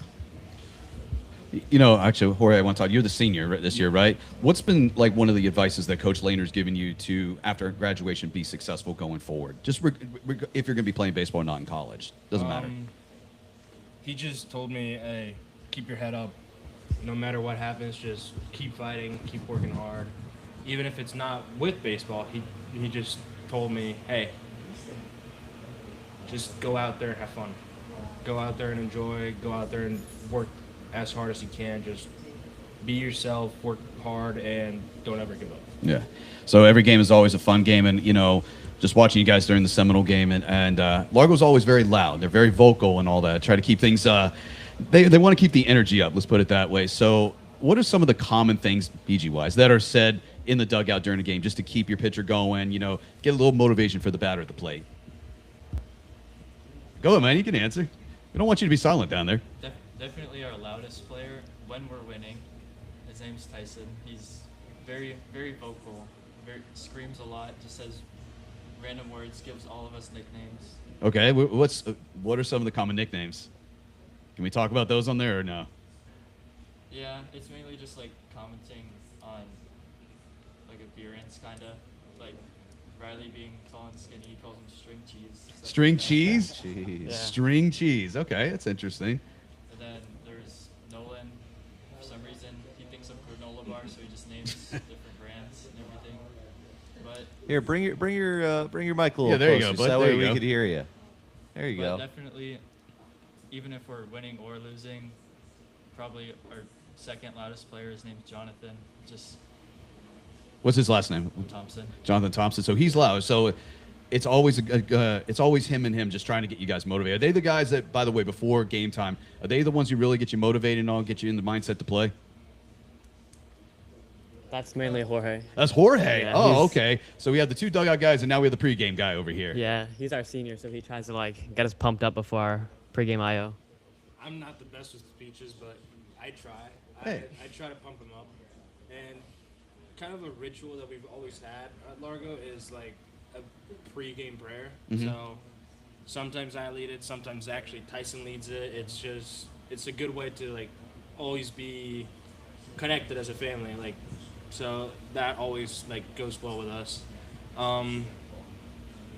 So yeah, I try to pump us up before a game, but I'm not the best at it. So, Hey, but there's also another senior. He's his name is Robbie Damaris. He's a loud guy and he is always pumped to be there. So we love him, and he is a really good speech maker, and like he really is good at like talking to us before game. Nice. How does the coach hype you up before every game? Is he getting on your case, kind of firing you up, or is he more like, all right, you guys are the captains, you guys are the seniors, drive this team, take us to victory? Well, we all know Laner. Yeah, He's- when he gets going, he gets going. I've seen Yeah. him, but yeah, I mean, he's always a very talkative guy, and I've known Taylor for over 15 years. So, but I mean, come on, he's got to definitely say something to hype you up. A good motivational speech, right? Usually after our pregame IO, when he's like goes in a group like a huddle to give us, sometimes he'll be like, "Let's go, no matter what, just stay fight," and then he'll like run around, act all crazy, be very very hyper, it helps us a lot. You know, he likes to stay a humble guy. Does he ever talk about his success that he had in high school with Osceola? No, I've never heard about him talk about it. No. Senior year, he was pitcher of the year in Pinellas County, ranked #1 in the Tampa Bay Times. So he obviously shows, he obviously still has his humbleness. But, Taylor is listening right now, and I was looking at your guys' roster during the Seminole game. There's an honorary bat boy on that team. You guys know who that is? That would be his son. That's his oldest son and all that. Yeah. So does he actually go out and give you guys a bat before you go up to the plate? Yeah, like when he's there, he's the life of the game. He's just always there. He's happy to be there. Mhm. We love to see him out there. It's awesome. Yeah. What's his name, by the way? Shout out to him. So his oldest is Taylor Jr. Taylor and Jr. then his youngest is Carter. Carter, yeah. So shout out to them for being bat Yeah. boys and all that. So obviously awesome. So now you guys play during the summer, baseball during the summer, right? Okay. Something I've always wanted to ask is you play summer ball a lot, then you go into the fall, then mainly the main season in the spring. How do you guys keep yourselves focused and healthy so that way when you get into the spring season, you're not burned out? Because there's all these travel ball teams. They were talking about this before the show, all these travel ball teams that you guys play on, and baseball goes year round. So for me, I sometimes play Legion ball. Okay. So I play games with the Legion. That's a way for me to like still see live pitching from players who have either are graduating or have graduated already. It's awesome. Sometimes I even my sophomore year summer going into my junior year, I actually faced Brady Ehlers. Oh yeah, Brady. I was playing for the Indian Rocks Legion ball team, and then he was playing for Seminoles. It was awesome seeing like playing against your own teammate in a way that's fun. Mhm. So that's one way that I at least keep like into the game. Yeah. Do you see a lot of kids switching over to Legion Ball? Because it seems like it's growing a lot. Post 252, post 273. A lot of the posts are really growing under Tom Beck, who's done a lot for Legion Baseball. Well, remember Ben, he's the commissioner of American Legion Baseball he is the in commissioner. Southwest Florida. He's doing a great job with it. Do you see a lot of high school kids switching over to that, or at least trying to join? There have been a lot more Legion Ball players recently, and it's awesome since, like I'm not gonna say anything bad about like travel ball because it's awesome and there's always good competition in travel ball. But to me, Legion Ball is like a way to play the game you love for, like, just for fun. Like it's more fun than actually trying to like prove yourself. Yeah. Legion Ball, you still want to prove yourself. You want to earn your spot in the team, but like. More the purity of the sport. It's, like I'm getting out there, I'm having fun with my friends. It's fun. Yeah, it's fun. You see more camaraderie. Mostly in Legion Ball, you see camaraderie, fun, people like getting on each other, but then having fun with each other. So, and that all translates onto like, what's it called? Like high school ball. Yeah. Because there's a lot of the guys from Indian Rocks that I still like keep in touch. I talked to them before, like when we had the preseason tournament at Indian Rocks.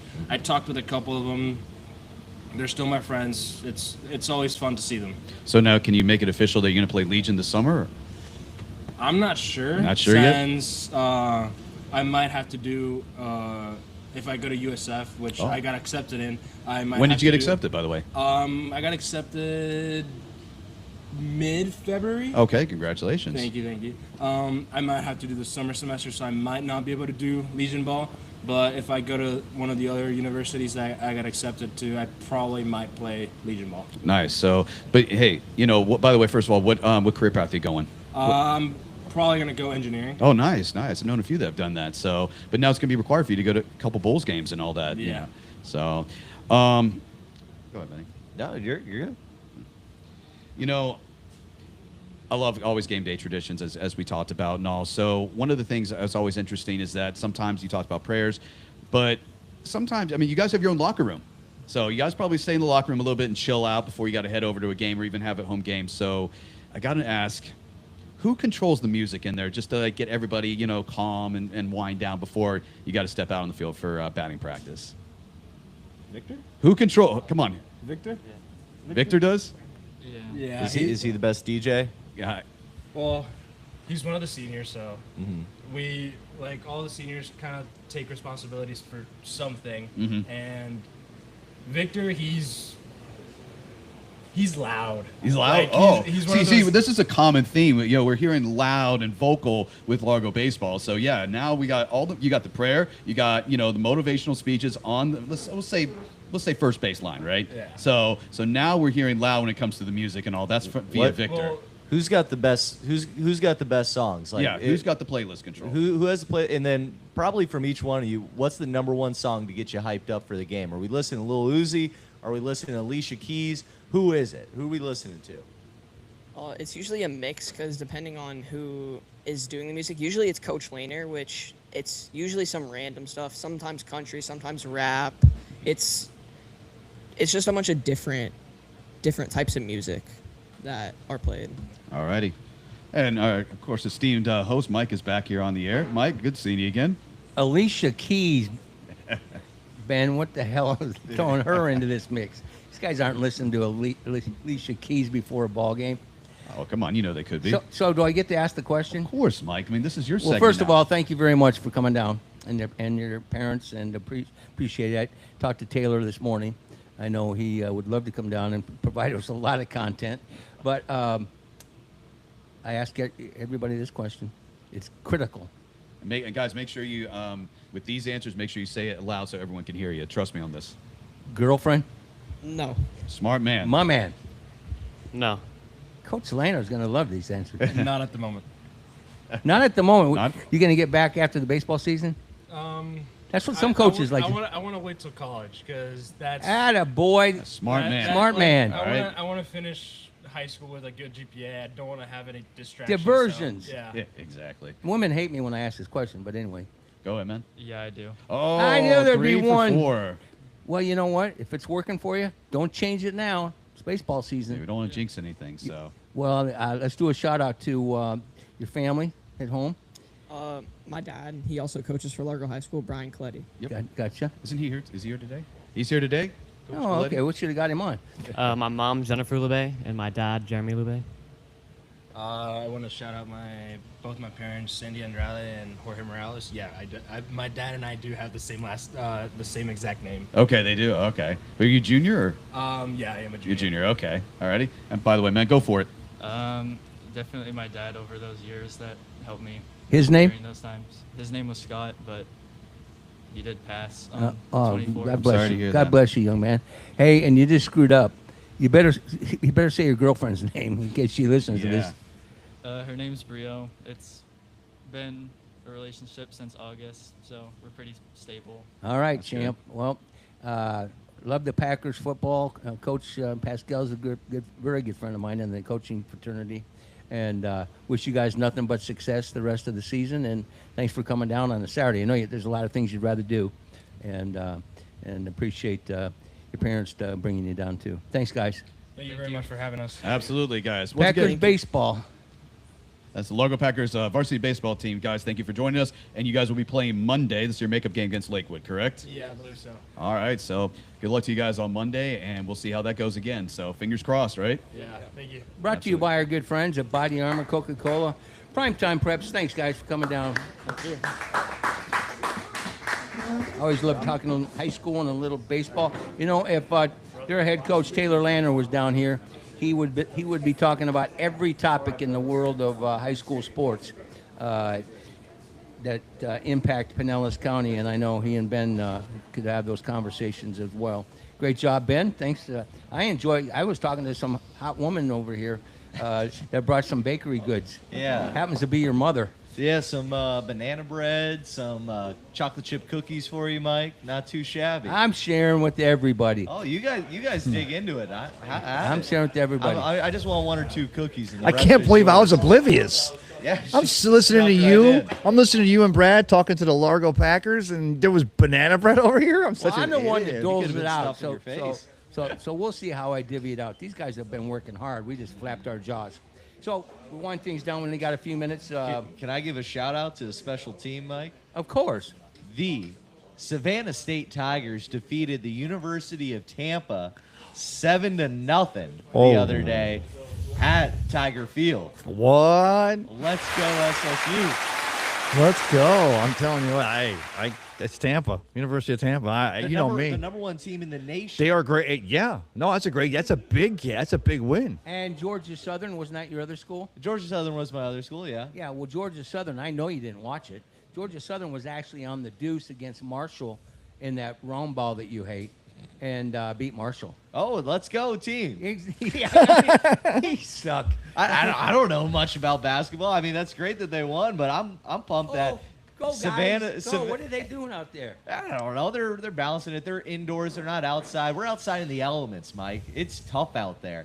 We had to cancel our game on just like a bunch of other teams across Pinellas County. We all had to cancel yesterday because of all the weather, The rain. the lightning. Which is kind of ironic. Well, lightning, right? Because Yeah. we had a summer that was pretty event-free, but a little bit of rain, and everybody's like, oh, what do we do again? Because we did have a dry summer, and we're in a drought, but... Well, we Yeah. got to wind things down, guys. Unfortunately, we had some communication problems with the report live from the Firestone St. Pete Grand Prix. You were there yesterday. I guarantee you it's a party in downtown St. Petersburg. Oh, yeah. And tune in tomorrow on Fox Sports. Give shout out to them. Last year was their first... FS1's doing a superb job. as FS1 associated with Fox, but, you know, the lockdown, the Indy cars, this is the first race of the season. This is international. It's tomorrow at 12:30, but tune in This today's is the coverage. road to Indy. Well, 100%. And again, it's that shot, that helicopter over the marina. They pan back at the first lap. I and love the way that they're displaying Yeah. this area. They do a superb job. I just wonder how's that look gonna, you're not gonna be able to film the new stadium from the west because TIA blends it and Raymond James will block it from the other side. What's the new baseball stadium gonna look like when they build it over in the armpit Only of Tampa? you would think about that. In the armpit of Tampa, yeah. All right. Well, thanks. I'm Mike Rickard for Ben Botham, Ray Kennedy, Wyatt Ross. That was for you. Largo Baseball, Chris Harvey, Dan McCarney. What a great conversation with the ball coach. Tristan Molina Jacob, our incredible interns. Adam Fernandez, the director of video streaming. and Joe Bedreau at Radio St. Pete. Thanks for listening to the Tampa St. Pete Sports Connection. Wishing you and your families a fabulous weekend. God bless you. God bless America. And as always, be sure to have a championship week.